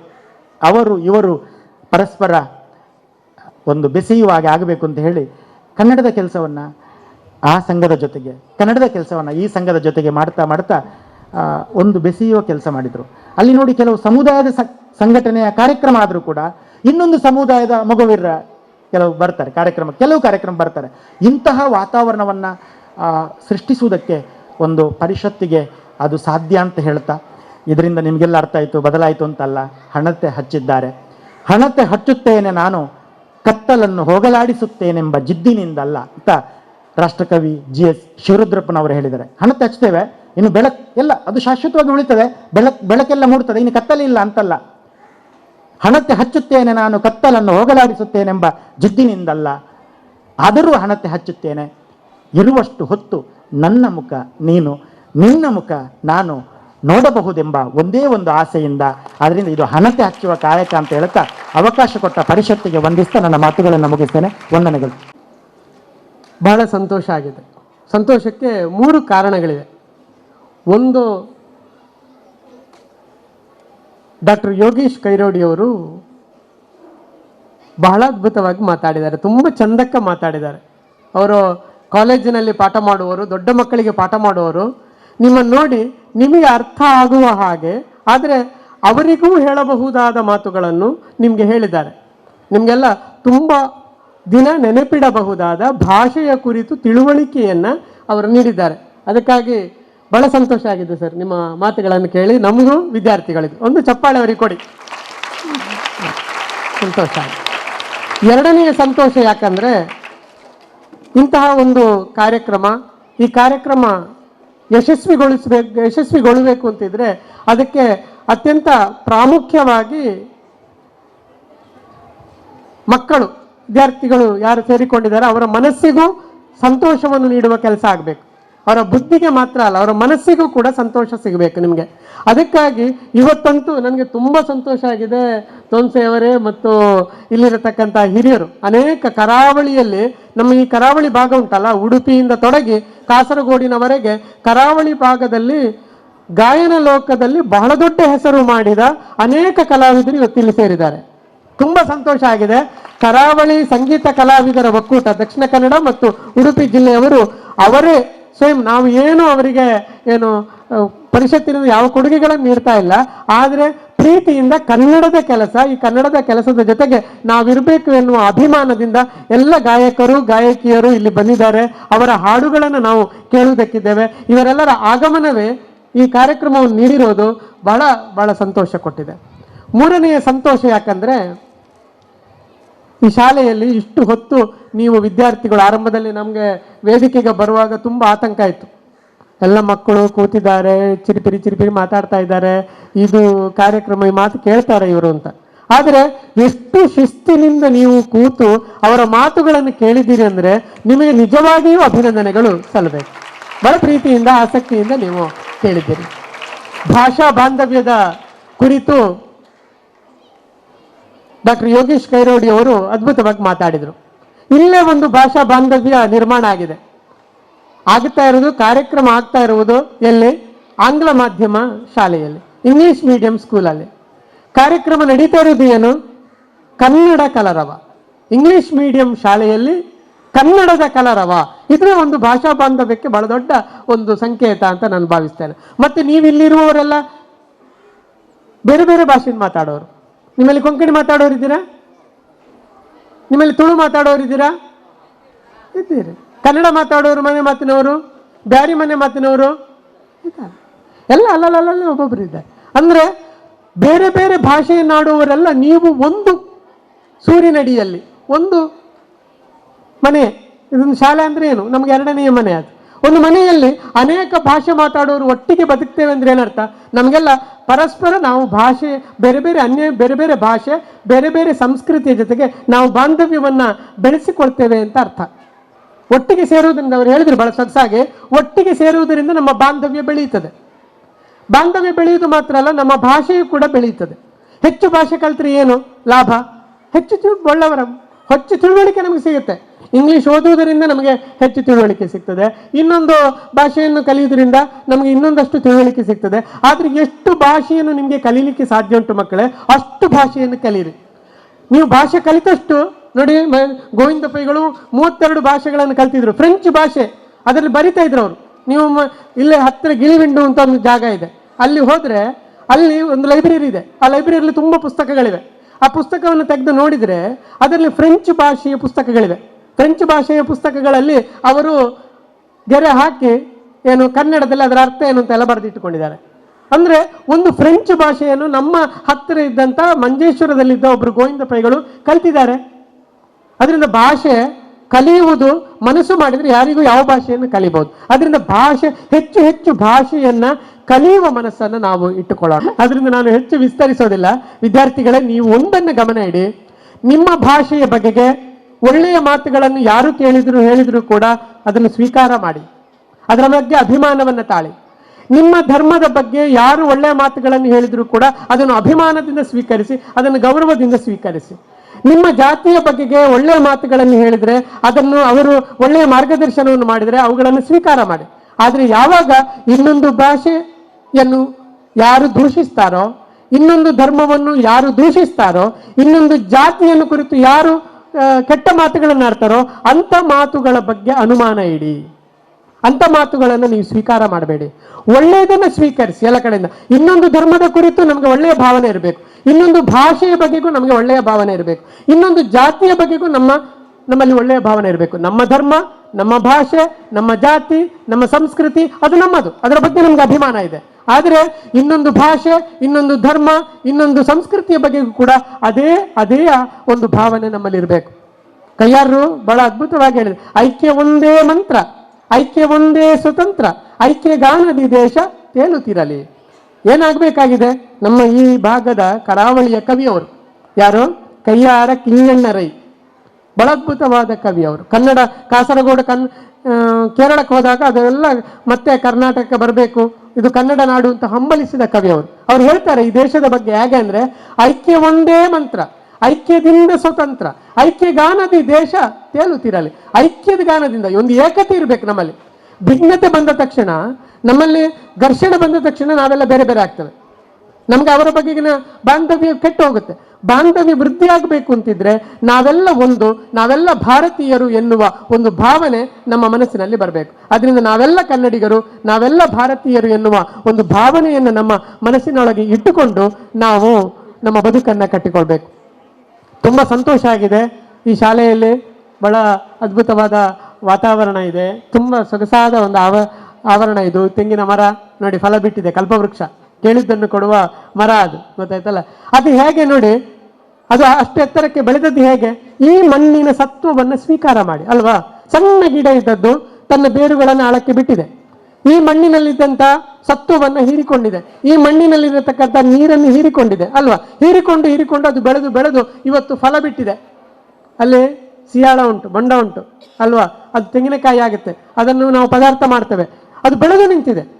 ಬೆಳೆದು ನಿಲ್ಬೇಕಿದ್ರೆ ಆ ಮರಕ್ಕೆ ಈ ಮಣ್ಣಿನ ಸತ್ವ ಬೇಕು. ಹಾಗೇನೆ ನಾವು ನಾಳೆ ಬೆಳೆದು ದೊಡ್ಡ ಜನ ಆಗಬೇಕಿದ್ರೆ, ಒಂದು ದೊಡ್ಡ ವ್ಯಕ್ತಿ ಆಗಬೇಕು ಅಂತಿದ್ರೆ, ನಮಗೆ ಈ ಮಣ್ಣಿನ ಗುಣ, ಸತ್ವ ಏನುಂಟು ಅದನ್ನು ನಾವು ಸ್ವೀಕಾರ ಮಾಡಬೇಕು. ಈ ಮಣ್ಣಿನ ಗುಣ ಏನು? ಬಾಂಧವ್ಯದ ನೆಲ ಇದು ಸಾಮರಸ್ಯದ ನೆಲ.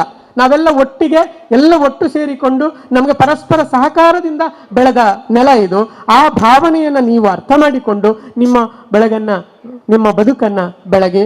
ಬಹಳ ಖುಷಿ. ಯಾಕೆ ಅಂದರೆ ನಮ್ಮ ವೀಣಾ ಮೇಡಮು ಮತ್ತು ಇಲ್ಲಿರತಕ್ಕಂಥ ಅಧ್ಯಾಪಕರ ತಂಡ, ನಾನು ಬೆಳಗ್ಗೆ ತೋನ್ಸರ್ ಬಂದ ತಕ್ಷಣ ಹೇಳ್ತಾ ಇದ್ರು, ನೋಡಿ ಈ ವೇದಿಕೆಯನ್ನು ನಾವು ಇವತ್ತು ಈ ಕಾರ್ಯಕ್ರಮಕ್ಕಾಗಿ ಸಿದ್ಧ ಮಾಡಿದ್ದೇವೆ.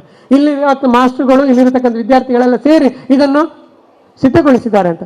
ಇಷ್ಟು ಪ್ರೀತಿ ಉಂಟಲ್ಲ. ಒಂದು ಸಂಸ್ಥೆಗೆ ಹೋಗುವಾಗ ಸಂಸ್ಥೆಯಲ್ಲಿರತಕ್ಕಂಥ ಅಧ್ಯಾಪಕರು, ಸಂಸ್ಥೆಯಲ್ಲಿರತಕ್ಕಂಥ ಮುಖ್ಯಸ್ಥರು, ಸಂಸ್ಥೆಯ ವಿದ್ಯಾರ್ಥಿಗಳು ಇಷ್ಟು ಪ್ರೀತಿಯನ್ನು ತೋರ್ತಾರಂದ್ರೆ ಇದು ಸುಸಂಸ್ಕೃತವಾದ ಒಂದು ಆವರಣ ಎನ್ನುವುದು ಖಂಡಿತವಾಗಿಯೂ ನಾವೆಲ್ಲ ಒಪ್ಪತಕ್ಕಂಥದ್ದು. ಅಂಥ ಒಂದು ಸುಸಂಸ್ಕೃತ ಪ್ರೀತಿಯನ್ನ, ಒಂದು ಆತ್ಮೀಯ ಪ್ರೀತಿಯನ್ನು ಒದಗಿಸಿರತಕ್ಕಂಥ ಈ ಶಾಲೆಯ ಆವರಣಕ್ಕೆ, ಈ ಶಾಲೆಯ ಎಲ್ಲ ಶಿಕ್ಷಕ ಬಂಧುಗಳಿಗೆ, ಮುಖ್ಯ ಶಿಕ್ಷಕರಿಗೆ ಮತ್ತು ಆಡಳಿತ ಮಂಡಳಿಗೆ ಮತ್ತು ರಕ್ಷಕ ಶಿಕ್ಷಕ ಸಂಘ ಅವರ ಪ್ರೀತಿ ವಿಶ್ವಾಸವು ಇದರ ಜೊತೆಗಿದೆ.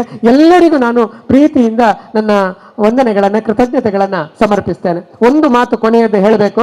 ನಾವು ಕನ್ನಡ ಸಾಹಿತ್ಯ ಪರಿಷತ್ತು ಉಳ್ಳಾಲ ತಾಲೂಕು ಘಟಕ ಬೇರೆ ಬೇರೆ ಕಡೆಯಲ್ಲಿ ಬೇರೆ ಬೇರೆ ಕಾರ್ಯಕ್ರಮಗಳನ್ನು ಮಾಡ್ತಾ ಬಂದಿದ್ದೇವೆ. ಅದಕ್ಕೆ ಬೆನ್ನೆಲುಬಾಗಿ ನಮ್ಮ ಜೊತೆಗೆ ಇರುವವರು ಹಿರಿಯರಾದ ರವೀಂದ್ರ ರೈ ಕಲ್ಲಿಮಾರ್ ಅವರು ನಮ್ಮ ಪ್ರಧಾನ ಕಾರ್ಯದರ್ಶಿಗಳು, ಹಾಗೇನೆ ಎಡ್ವರ್ಡ್ ಲೋಬೋ ಅವರು ನಮ್ಮ ಕಾರ್ಯದರ್ಶಿಗಳು, ಹಾಗೆ ನಮಗೆ ಬಹಳ ಗಟ್ಟಿ ಆರ್ಥಿಕವಾಗಿಯೂ ಮತ್ತು ಯೌವನದಲ್ಲೂ ಬಹಳ ಉತ್ಸಾಹಿ ಆಗಿರತಕ್ಕಂಥ ನಮ್ಮ ಶೆಟ್ಟಿ ಅವರು, ಲಯನ್ ಚಂದ್ರ ಶೆಟ್ಟಿ ಅವರಿದ್ದಾರೆ. ಅವರು ಮತ್ತು ಬಹಳ ಮುಖ್ಯವಾಗಿ ಈ ಕಾರ್ಯಕ್ರಮದ ಹಿಂದೆ ಅವರ ವಯಸ್ಸೆಷ್ಟು ಗೊತ್ತಾ? ನಮ್ಮ ತೋನ್ಸೆ ಪುಷ್ಕಳ್ ಕುಮಾರ್ ಅವರದು ನಿಮ್ಮ 4 ಪಟ್ಟು ಜಾಸ್ತಿ ವಯಸ್ಸಿನವರವರು. 66 ವಯಸ್ಸಾಗಿದೆ ಅವರಿಗೆ. ಈಗಲೂ ಈ ಹಿರಿಯ ವಯಸ್ಸಿನಲ್ಲೂ ಕೂಡ ನಿಮ್ಮನ್ನು ನಾಚಿಸುವ ಉತ್ಸಾಹ ಅವರಲ್ಲಿದೆ. ಅಂದ್ರೆ ಈ ಉತ್ಸಾಹ ನಮಗೊಂದು ಪ್ರೇರಣೆ, ಒಂದು ಸ್ಫೂರ್ತಿ. ಈ ಕಾರ್ಯಕ್ರಮದಲ್ಲಿ ನಮ್ಮದೇನು ಪಾಲಿಲ್ಲ, ಎಲ್ಲ ಎದುರು ನಿಂತು, ಹಿರಿಯರಾಗಿ ಅವರೇ ಎದುರು ನಿಂತು ಎಲ್ಲ ಕೆಲಸವನ್ನ ಮಾಡಿದ್ದಾರೆ. ಅವರ ಪ್ರೀತಿ ವಿಶ್ವಾಸ, ಅವರು ನಮಗೆ ನಿಜವಾಗಿ ನಮ್ಮ ಸಾಹಿತ್ಯ ಪರಿಷತ್ತಿಗೆ ಒಂದು ಗಟ್ಟಿ ಒಂದು ವ್ಯಕ್ತಿ, ಒಂದು ಆಧಾರ ಸ್ತಂಭ ಮತ್ತು ನಮಗೆಲ್ಲ ಸ್ಫೂರ್ತಿಯವರು.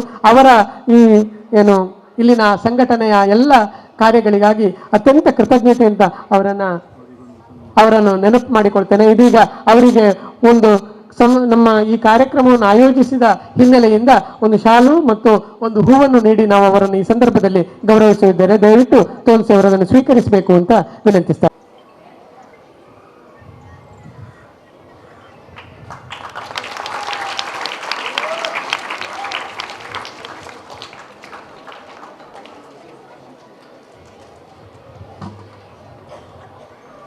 ಅಲ್ವಾ?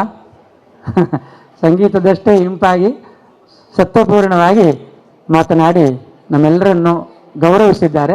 ನಮ್ಮೆಲ್ಲರನ್ನು ಮಾತಿನಲ್ಲಿ ಹಾಗೆ ಬೇರೆ ವಿಧಾನದಲ್ಲಿ ಈ ಗೌರವ ಒಂದರ್ಥದಲ್ಲಿ ನಾನು ಸಾಹಿತ್ಯ ಪರಿಷತ್ತಿನ ಸೋಮೇಶ್ವರ ವಲಯದ ಸಂಚಾಲಕನಾಗಿ ಇರಬಹುದು, ಇನ್ನೊಂದು ಅರ್ಥದಲ್ಲಿ ಕರಾವಳಿ ಸಂಗೀತ ಕಲಾವಿದರ ಒಕ್ಕೂಟದ ಅವರಿಗೆ ಆಗಲೇ ಗೌರವಿಸಿದ್ದಾರೆ. ಆ ನೆಲೆಯಲ್ಲಿ ಈ ಕಾರ್ಯಕ್ರಮದ ಒಂದು ಉಸ್ತುವಾರಿಗೆ ಕೊಟ್ಟಂಥ ಗೌರವ ಅಂತ ತಿಳ್ಕೊಡ್ತಾ ಇದ್ದೇನೆ, ಕೃತಜ್ಞತೆಗಳನ್ನು ಅರ್ಪಿಸ್ತಾ ಇದ್ದೇನೆ. ಹಾಗೆ ಈಗ ಅಂತಿಮವಾಗಿ ಒಂದು ಸಭಾ ಕಲಾಪದ ಸಂಪ್ರದಾಯಕ್ಕೆ ಧನ್ಯವಾದ ಸಮರ್ಪಣೆಗೆ ಬರ್ತಾ ಇದ್ದಾರೆ ಶ್ರೀಮತಿ ಸಪ್ನಾ ಟೀಚರ್ ಅವರು. ಶುಭೋದಯ. ಇಂದು ವಿಶ್ವ ಸಂಸ್ಕೃತ ದಿನ. ಎಲ್ಲರಿಗೂ ಅದರ ಶುಭಾಶಯವನ್ನು ತಿಳಿಸುತ್ತಾ, ಅವರೇ ಹೇಳಿದಂತೆ ಕನ್ನಡ ಕಲರವವನ್ನು ನಮ್ಮ ಇಂಗ್ಲಿಷ್ ಮಾಧ್ಯಮದ ಶಾಲೆಯಲ್ಲಿ ಆಯೋಜಿಸಿದಂತಹ ದಕ್ಷಿಣ ಕನ್ನಡ ಜಿಲ್ಲಾ ಕನ್ನಡ ಸಾಹಿತ್ಯ ಪರಿಷತ್ತು ಉಳ್ಳಾಲ ತಾಲೂಕು ಘಟಕ, ಕರಾವಳಿ ಸಂಗೀತ ಕಲಾವಿದರ ಒಕ್ಕೂಟ ದಕ್ಷಿಣ ಕನ್ನಡ ಉಡುಪಿ ಜಿಲ್ಲೆ ಇವರಿಗೆ ಮೊದಲಿಗೆ ನಾನು ನನ್ನ ಹೃತ್ಪೂರ್ವಕವಾದಂತಹ ವಂದನೆಗಳನ್ನು ಸಲ್ಲಿಸ್ತಾ ಇದ್ದೇನೆ. ಸಾಹಿತಿಗಳ ಮುಂದೆ ನಾನು ಬಹಳ ಚಿಕ್ಕವಳು.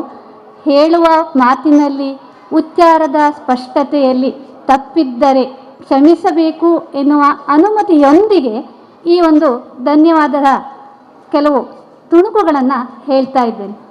ನಮ್ಮ ಶಾಲಾ ಸಂಚಾಲಕಿಯವರ ಅನುಪಸ್ಥಿತಿಯಲ್ಲಿ ನಮ್ಮ ರಕ್ಷಕ ಶಿಕ್ಷಕ ಸಂಘದ ಉಪಾಧ್ಯಕ್ಷರಾದಂತಹ ಶ್ರೀಯುತ ಸತೀಶ್ರವರು ಉದ್ಘಾಟನಾ ಕಾರ್ಯಕ್ರಮವನ್ನು ಬಹಳ ಸುಲಲಿತವಾಗಿ ಕೈಗೊಂಡು ತಮ್ಮಿಂದ ಆದಂತಹ ಶುಭಾಶಯಗಳನ್ನು ತಿಳಿಸಿದರು. ಅವರಿಗೆ ಹೃತ್ಪೂರ್ವಕವಾದಂತಹ ವಂದನೆಗಳನ್ನು ತಿಳಿಸ್ತಾ ಇದ್ದೇನೆ.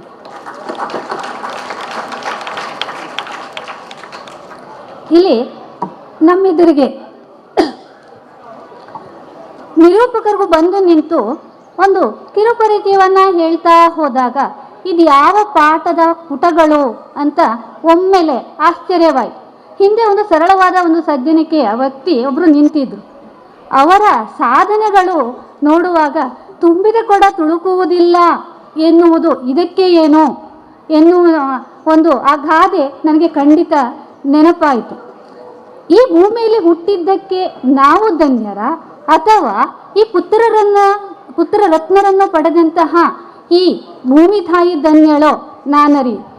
ಸಭಾಕಂಪನವಾಗುತ್ತಿದೆ ಎನ್ನುವಂತಹ ಮಾತಿನೊಂದಿಗೆ ಸಾಹಿತ್ಯದಲ್ಲಿ ಕಂಪನವೆಗ್ಗಿಸಿದಂತಹ ಒಬ್ಬ ವ್ಯಕ್ತಿ ನನಗೆ ಸಭಾಕಂಪನವಾಗುತ್ತಿದೆ ಮಕ್ಕಳೆದುರಿಗೆ ಅನ್ನುತ್ತಲೇ ಭಾಷೆಯ ಆಳ, ಭಾಷೆಯ ಉದ್ದಗಲ, ತುಟಿ, ಗಂಟಲು, ಕಣ್ಣು, ಈ ಒಂದು ನಮ್ಮ ಜ್ಞಾನೇಂದ್ರಿಯಗಳು, ಪಂಚೇಂದ್ರಿಯಗಳು ಉಪಯೋಗಿಸಿ ನಾವು ಹೇಳಬಹುದಾದ ಭಾಷೆಗಳ ವಿವರಗಳು ಹಾಗೂ ಭಾಷೆ ಮೇಲಲ್ಲ ಕೀಳಲ್ಲ ಎನ್ನುವುದನ್ನು ಮಕ್ಕಳ ಮನ ಮುಟ್ಟುವಂತೆ ಎಲ್ಲರ ಹೃದಯದಲ್ಲಿ ಭಾಷಾ ಹಣತೆಯನ್ನು ಹಚ್ಚಿದಂತಹ ಅವರಿಗೆ ಅನಂತನಂತ ಧನ್ಯವಾದಗಳು.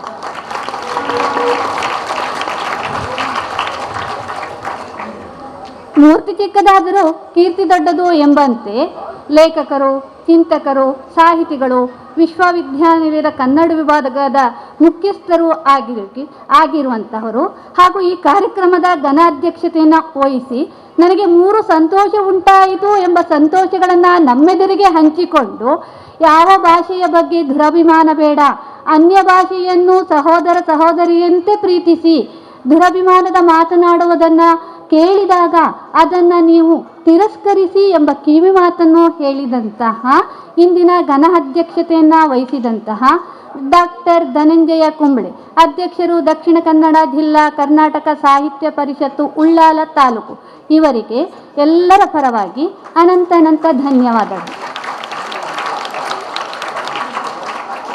ಪ್ರತಿ ಕಾರ್ಯದಲ್ಲೂ ಬೆನ್ನೆಲುಬಾಗಿ ನಿಂತು ಪ್ರತಿಯೊಂದು ಕಾರ್ಯವನ್ನು ತಾನೇ ಸ್ವತಃ ಮುಂದೆ ನಿಂತು ಮಾರ್ಗದರ್ಶಕರಾಗಿ ಪ್ರತಿ ಕಾರ್ಯವನ್ನು ಯಶಸ್ವಿಗೊಳಿಸುತ್ತಿರುವಂತಹ ನಮ್ಮ ಶಾಲಾ ಮುಖ್ಯೋಪಾಧ್ಯಾಯಿನಿ, ಎಲ್ಲರ ನೆಚ್ಚಿನ ಗುರುಗಳು ಆಗಿರುವಂತಹ ಶ್ರೀಮತಿ ವೀಣಾ ಭಟ್ರವರಿಗೆ ನಿಮ್ಮೆಲ್ಲರ ಪರವಾಗಿ ಹೃತ್ಪೂರ್ವಕವಾದ ವಂದನೆಗಳನ್ನು ಸಲ್ಲಿಸ್ತಾ ಇದ್ದೇನೆ. ಹಾಗೆ ವೇದಿಕೆಯಲ್ಲಿ ಈ ಒಂದು ಜಂಟಿಯ ಕಾರ್ಯಕ್ರಮದ ಅಧ್ಯಕ್ಷರಾಗಿ ಇಂದು ಡಾಕ್ಟರ್ MP ಶ್ರೀನಾಥ್ ಅಧ್ಯಕ್ಷರು ಮತ್ತು ಪದಾಧಿಕಾರಿಗಳು, ದಕ ಜಿಲ್ಲಾ ಕನ್ನಡ ಸಾಹಿತ್ಯ ಪರಿಷತ್ತು ಇವರಿದ್ದಾರೆ. ಇವರಿಗೂ ಕೂಡ ಧನ್ಯವಾದಗಳನ್ನು ಅರ್ಪಿಸ್ತಾ ಇದ್ದೇನೆ. ಹಾಗೆ ರವೀಂದ್ರ ಕಲಿಮಾರು ಇವರು ಎಲ್ಲರನ್ನ ಬಹಳ ಆತ್ಮೀಯವಾಗಿ ಸ್ವಾಗತಿಸಿದರು. ಎಲ್ಲರ ಕಿರುಪರಿಚಯವನ್ನು ನೀಡುತ್ತಾ ಅವರ ಬಗ್ಗೆ ಸವಿವರವಾದಂಥ ವಿಸ್ತಾರವನ್ನು ಕೊಡುತ್ತಾ ಎಲ್ಲರನ್ನ ಸ್ವಾಗತಿಸಿದ್ದಾರೆ. ಅವರಿಗೂ ಕೂಡ ನಾನು ನಮ್ಮ ಶಾಲಾ ಪರವಾಗಿ ಎಲ್ಲರ ಪರವಾಗಿ ಅನಂತ ಧನ್ಯವಾದಗಳನ್ನು ಅರ್ಪಿಸ್ತಾ ಇದ್ದೇನೆ. ಹಾಗೆ ಇಲ್ಲಿ ಕಾರ್ಯಕ್ರಮಕ್ಕೆ ನಮ್ಮ ರಕ್ಷಕ ಶಿಕ್ಷಕ ಸಂಘದ ಕೆಲವು ಪದಾಧಿಕಾರಿಗಳು ಆಗಮಿಸಿದ್ದಾರೆ. ಅವರಿಗೂ ಕೂಡ ನಾನು ಹೃತ್ಪೂರ್ವಕವಾದ ವಂದನೆಗಳನ್ನು ಸಲ್ಲಿಸ್ತಾ ಇದ್ದೇನೆ. ಇಂದು ನಮ್ಮನ್ನು ರಂಜಿಸಲು ಸೌಹಾರ್ದ ಸಂಗೀತ ಸಹಕಾರ ತೋನ್ಸೆ ಸಾಂಸ್ಕೃತಿಕ ತರಬೇತಿ ಕೇಂದ್ರದ ಹಲವಾರು ಕಲಾವಿದರು ತಮ್ಮ ಸಂಗೀತದ ಮೂಲಕ ನಮ್ಮೆಲ್ಲರನ್ನ ರಂಜಿಸಲಿಕ್ಕೆ ವೇದಿಕೆಯಲ್ಲಿ ಉಪಸ್ಥಿತರಿದ್ದಾರೆ. ಅವರಿಗೂ ಕೂಡ ನಾನು ನಮ್ಮ ಶಾಲಾ ಪರವಾಗಿ ಹೃತ್ಪೂರ್ವಕವಾದ ವಂದನೆಗಳನ್ನು ಸಲ್ಲಿಸ್ತಾ ಇದ್ದೇನೆ. ಹಾಗೆ ಇನ್ನೋರ್ವರು ಅತಿಥಿಯಾಗಿರುವಂತಹ ಶ್ರೀ ಮುರಳೀಧರ್ ಕಾಮತ್ ಅವರು ಆಸನವನ್ನು ಸ್ವೀಕರಿಸಿದ್ದಾರೆ. ಅವರಿಗೂ ಕೂಡ ನಾನು ಧನ್ಯವಾದಗಳನ್ನು ಅರ್ಪಿಸ್ತಾ ಇದ್ದೇನೆ. ನನಗೆ ಗೊತ್ತಿರುವ ಮಟ್ಟಿಗೆ ಎಲ್ಲರ ಹೆಸರುಗಳನ್ನು ಇಲ್ಲಿ ಪ್ರಸ್ತುತಪಡಿಸಿದ್ದೇನೆ. ಗೊತ್ತಾಗದೇ ಇದ್ದು ತಪ್ಪಿ ಹೋದಲ್ಲಿ ಕ್ಷಮೆಯನ್ನು ಯಾಚಿಸುತ್ತಾ ನನಗೆ ಈ ಅವಕಾಶವನ್ನು ಕೊಟ್ಟಂತಹ ಎಲ್ಲರಿಗೂ ವಂದನೆ, ಅಭಿನಂದನೆ, ವಂದನೆ. ಸಾಮಾನ್ಯವಾಗಿ ಎಲ್ಲರದ್ದು ಹೇಳಿದ್ದಾರೆ. ಹಾಗೆ ನಮ್ಮ ಕನ್ನಡ ಸಾಹಿತ್ಯ ಪರಿಷತ್ತಿನ ಈ ಒಂದು ಉಳ್ಳಾಲ ತಾಲೂಕು ಘಟಕದ ಕೋಶಾಧಿಕಾರಿ ಮಾನ್ಯ ಶ್ರೀ ಚಂದ್ರರಾಜ್ ಶೆಟ್ಟಿಯವರು, ಅದರ ಜೊತೆಗೆ ನಮ್ಮ ಕರಾವಳಿ ಸಂಗೀತ ಕಲಾವಿದರ ಒಕ್ಕೂಟದ ಪ್ರಧಾನ ಕಾರ್ಯದರ್ಶಿ ದೀಪಕ್ ರಾಜ್ ಉಳ್ಳಾಲ್ ಅವರು, ಹಾಗೆ ಮತ್ತೋರ್ವರು ಎಡ್ವರ್ಡ್ ಲೋಬೋ ಅವರು. ಇವರನ್ನು ಅವರು 3 ಜನ ಹೆಸರು ಬಿಟ್ಟೆ ತೊಂದರೆ ಇಲ್ಲ, ಅದು ನಾವೆಲ್ಲ ಸೇರಿಸ್ಕೊಳ್ತೇವೆ. ಭಾಳ ಚೆನ್ನಾಗಿ ಆಯಿತು ಮೇಡಮ್. ಸ್ವಪ್ನ ಟೀಚರ್ ಧನ್ಯವಾದ ಸಮರ್ಪಣೆಯನ್ನು ಭಾಳ ಮೊದಲಿನ ಮಾತುಗಳನ್ನೆಲ್ಲ ಸರಿ ಕೇಳಿಕೊಂಡು ಮಾಡಿದ್ದಾರೆ. ಹಾಸ್ಯ ಕವಿ ಒಬ್ಬರು H. ದುಂಡಿರಾಜ್ ಅಂತ ಇದ್ದರು, ಗೊತ್ತಾ ನಿಮಗೆ? H. ದುಂಡಿರಾಜ್ ಅಂತ ಹಾಸ್ಯ ಕವಿ ಅವರು ಕಾರ್ಪೊರೇಷನ್ ಬ್ಯಾಂಕ್ ಮ್ಯಾನೇಜರ್ ಆಗಿದ್ದರು. ಅವರು ಹೇಳ್ತಾ ಇದ್ರು ಒಂದು ಕಡೆಯಲ್ಲಿ, ಅಂದರೆ ಸಮತಾವಾದ, ಸಮಾಜವಾದ, ಕೋಮುವಾದ ಅಂತ 3 ವಿಷಯದ ಬಗ್ಗೆ ಇಡೀ ದಿವಸ ವಿಚಾರಗೋಷ್ಠಿ ಆಗಿದ್ದಂತೆ. ಇಡೀ ದಿವಸ ವಿಚಾರಗೋಷ್ಠಿ ಆದರೂ ಕೂಡ ಜನರಿಗೆ ಕೊನೆಗೆ ಅರ್ಥ ಆದ ಧನ್ಯವಾದಂತೆ. ಹಾಗಾಗಿ ಇಂಥ ಒಂದು ಒಳ್ಳೆಯ ಮಾತುಗಳಿಂದ ಧನ್ಯವಾದ ಸಮರ್ಪಣೆ ಮಾಡಿದ್ದಾರೆ. ಅವರಿಗೆ ಅಭಿನಂದನೆಗಳನ್ನು ಸಲ್ಲಿಸ್ತಾ ಈಗ ಸಂಗೀತ ರಸಮಂಜರಿಗೆ ಬರ್ತಾ ಇದ್ದಾರೆ.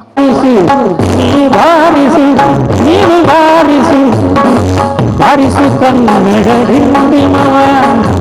वो कर्नाटक तेरे देश वो कर्नाटक ಧಾರಿಸು ಕನ್ನಡ ಬಿಂಬಿಮವ ಓ ಕರ್ನಾಟಕ ಶಿವ ಓ ಕರ್ನಾಟಕ ಧಾರಿಸು ಕನ್ನಡ ಬಿಂಬಿಮವ ಧಾರಿಸು ಕನ್ನಡ ಬಿಂಬಿಮವ ಬಿಂಬಿಮವ.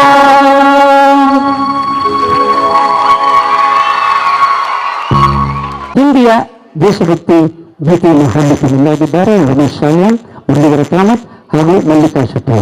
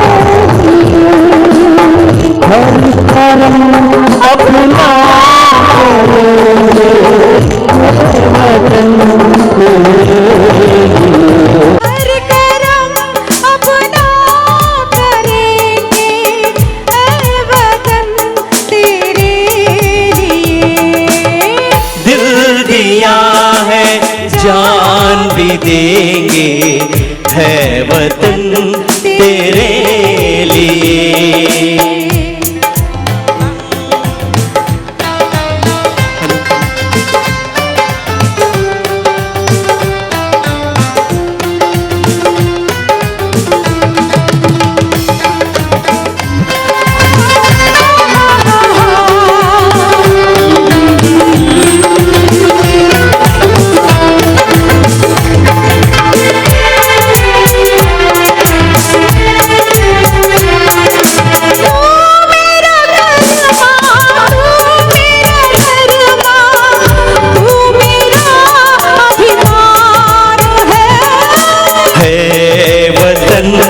महबूब मेरे तुझ में दिल कुर्बान है,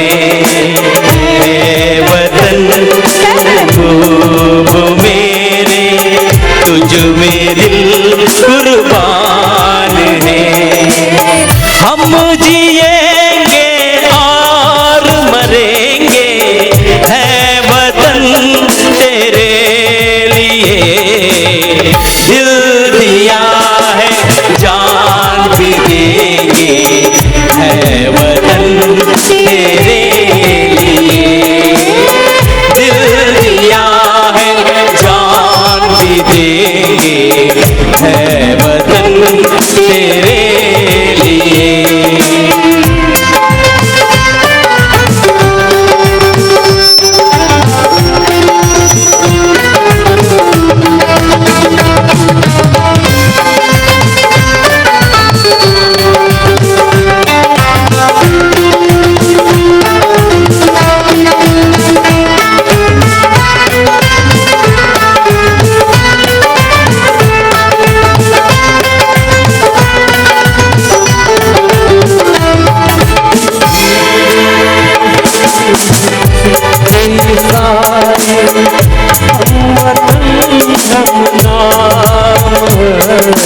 हिंदू मुस्लिम सिख ईसाई हम वतन हम नाम है। जो करे इनको जुदा मज़हब नहीं इल्जाम है। हम जिएंगे और मरेंगे है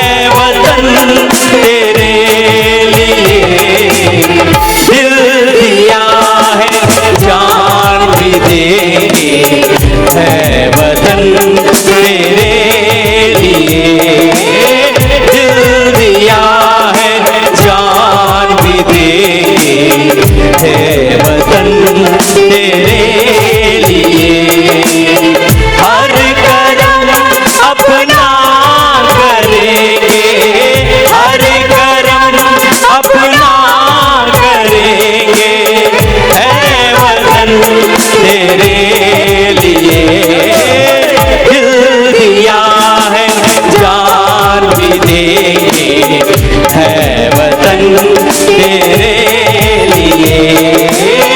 दिल दिया है जान भी देंगे, है वतन तेरे लिए, है वतन तेरे लिए, है वतन तेरे लिए। बोलो भारत माता की ನಾವು ಎಲ್ಲ ಭಾಷೆಯನ್ನು ಪ್ರೀತಿಸಬೇಕು ಅಂತೇಳಿ ಹೇಳಿದಾರಲ್ಲ ಅಲ್ವಾ? ಹಾಂ, ಅದಕ್ಕೋಸ್ಕರವಾಗಿ ನಾವು ಈಗ ಕನ್ನಡದ ಗೀತೆಯನ್ನು ಹಾಡಿದೆವು, ಆಮೇಲೆ ಎರಡನೇ ಸರಣಿಗೆ ಹಿಂದಿ ಗೀತೆಯನ್ನು ಹಾಡಿದ್ದೇವೆ. ಈಗ ಮೂರನೆಯ ಗೀತೆಗೆ ಬರ್ತಾ ಇದ್ದಾರೆ. ಹುಸೇನ್ ಕಾಟಿಬಳ್ಳ ಅವರು ಎಲ್ಲಿದ್ದೀರಿ? ಬನ್ನಿ ಬನ್ನಿ. ಅವರೀಗ ಬ್ಯಾರಿ ಭಾಷೆಯ ಒಂದು ಗೀತೆಯನ್ನು ಹಾಡ್ತಾರೆ. ಒಂದು ಜೋರಾದ ಚಪ್ಪಾಳೆ ಅವರಿಗೆ. ಹುಸೇನ್ ಕಾಟಿಬಳ್ಳ ಅವರು ಬ್ಯಾರಿ ಅಕಾಡೆಮಿಯ ಮಾಜಿ ಸದಸ್ಯರು, ಹಾಗೆ ಇನ್ನುಳಿದ ಅನೇಕ ಬ್ಯಾರಿ ಸಂಘಟನೆಗಳಲ್ಲಿ ಕೂಡ ನಮ್ಮ ಕರಾವಳಿ ಸಂಗೀತ ಕಲಾವಿದರ ಒಕ್ಕೂಟದ ಸಕ್ರಿಯ ಸದಸ್ಯರಾಗಿ ಕೂಡ ಇದ್ದಾರೆ. ಅನೇಕ ಧ್ವನಿ ಸುರುಳಿಗಳನ್ನು ನಿರ್ಮಾಣ ಮಾಡಿದ್ದಾರೆ. ಹಾಗೆ ಪ್ರಶಸ್ತಿ ಪುರಸ್ಕೃತರಾಗಿರ್ತಕ್ಕಂಥ ಗಾಯಕರು ಹುಸೇನ್ ಕಾಟಿಬಳ್ಳ ಅವರಿಂದ ಈಗ ಬ್ಯಾರಿ ಪಾಟ್.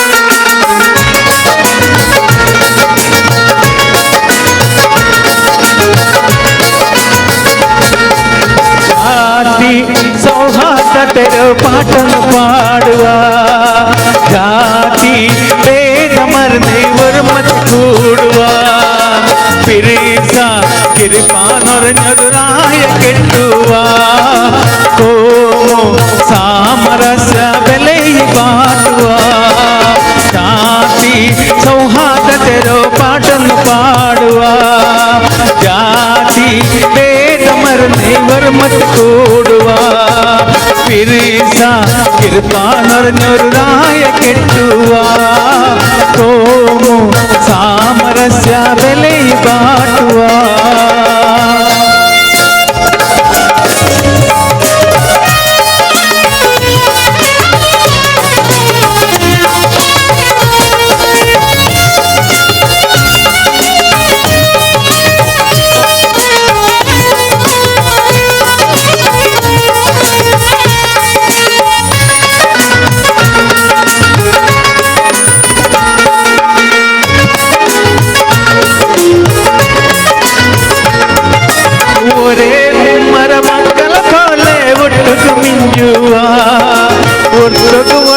सहाय मनस काटुआ कष्ट सुख संतोषुल ಒಟ್ಟುಗು ಸೇರುವ ಪೈಟಿಟ್ಟಿನ್ನೋ ನೆರಗಡದಂಗಲು ಪಸೀರೆ ತನಿಕುವ ಶಾಂತಿ ಸೌಹಾರ್ದತೆರೋ ಪಾಟನ್ನು ಪಾಡುವ ಜಾತಿ ಭೇದ ಮರನೆ ಹೊರಮತ್ ಕೂಡುವ ಪಿರೀಸ कृपानर केटुवा कोमु सामरस्य बेले बाटुवा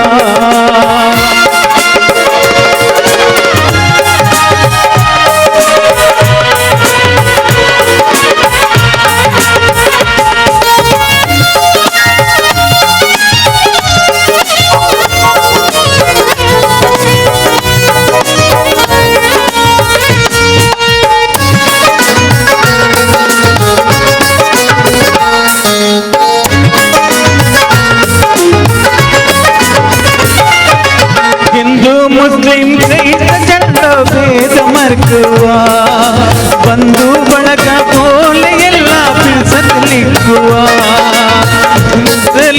ಏಕತ್ಕಾರ ದೇಶ ಭಾರತ ಎಲ್ಲ ಕೌಮುಗೆ ಬೋಲಿ ಮನ್ನೆ ಶಾಶ್ವತ ಶಾಂತಿ ಸೌಹಾರ್ದತೆ ಪಾಠನ್ ಪಾಡುವ ಜಾತಿ ಭೇದ ಮರ್ನೆ ವರ್ಮತ್ ಕೂಡುವ पिरीसा कृपानर नराय केटुवा कोमु सामरस्य बेले बाटुवा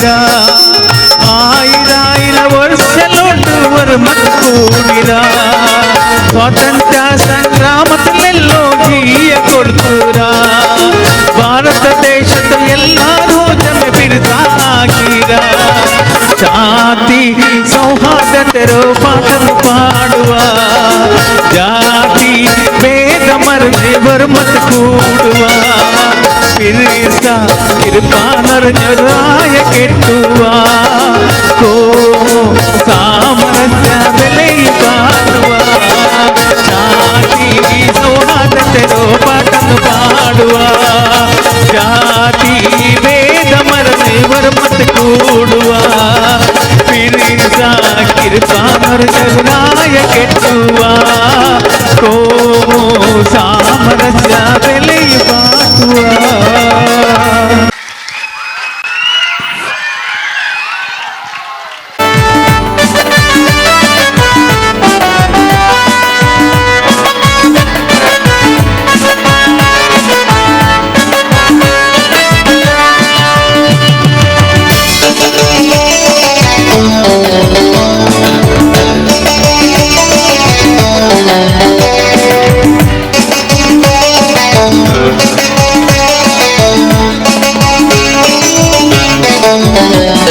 सगळी रात नींद ना मका तू मोती तसाई मुझा सुखा कुकली पाकी लोट असाई मुझा डोळ्या मुखार चिंता हांव मुझेच करूंक तुका सगळी रात नींद ना मका तू मोती तसाई मुझा सुखा कुकली पाकी लोट असाई मुझा डोळ्या मुखार चिंता हांव मुझेच करूंक तुका लेनोरा मुझा मोगा मोगाक मोगुती पाटी मुझा सुका लेनोरा मुझा मोगा डियोडलडे डियोडलडे डियोडलडे डियोडलडे डियोडले डियोडले डियोडले डियोडलडे डियोडलडे डियोडलडे डियोडलडे डियोडले डियोडले डियोडले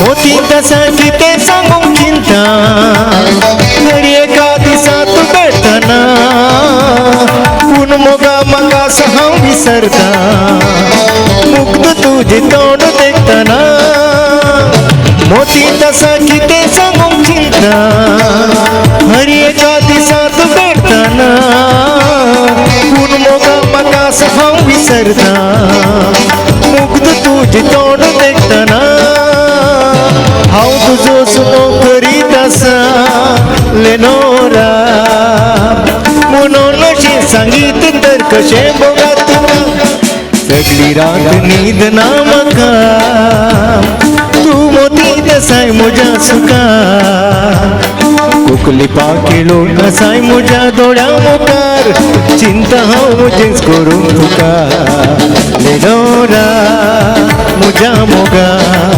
मोगाक मोगुदी पाटी म्हज्या सुका लेनोरा म्हज्या मोगा डियोडलडे डियोडलडे डियोडलडे डियोडलडे डियोडले डियोडले डियोडले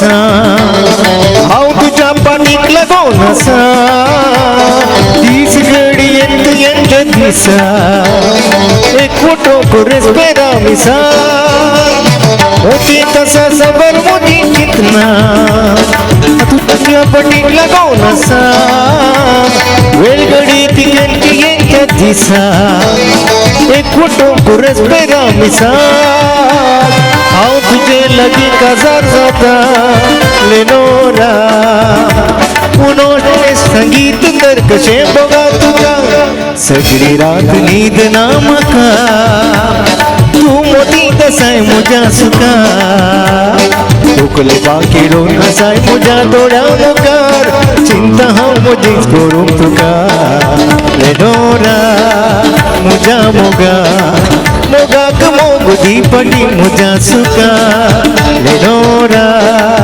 म्हज्या मोगा दियोडलडे दियोडलडे दियोडलडे दियोडलडे दियोडले दियोडले दियोडले दियोडलडे दियोडलडे दियोडलडे दियोडलडे दियोडले दियोडले दियोडले दियोडले दियोडले दियोडले दियोडले दियोडले दियोडले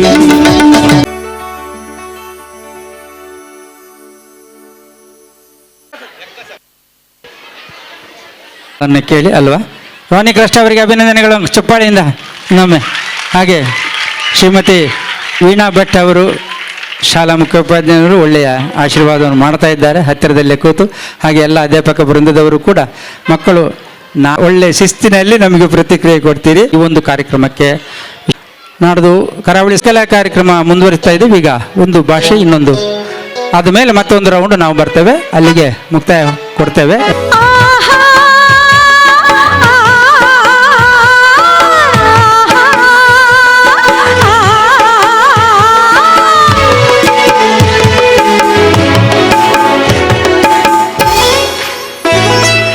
यज्ञ सखा यज्ञ सकला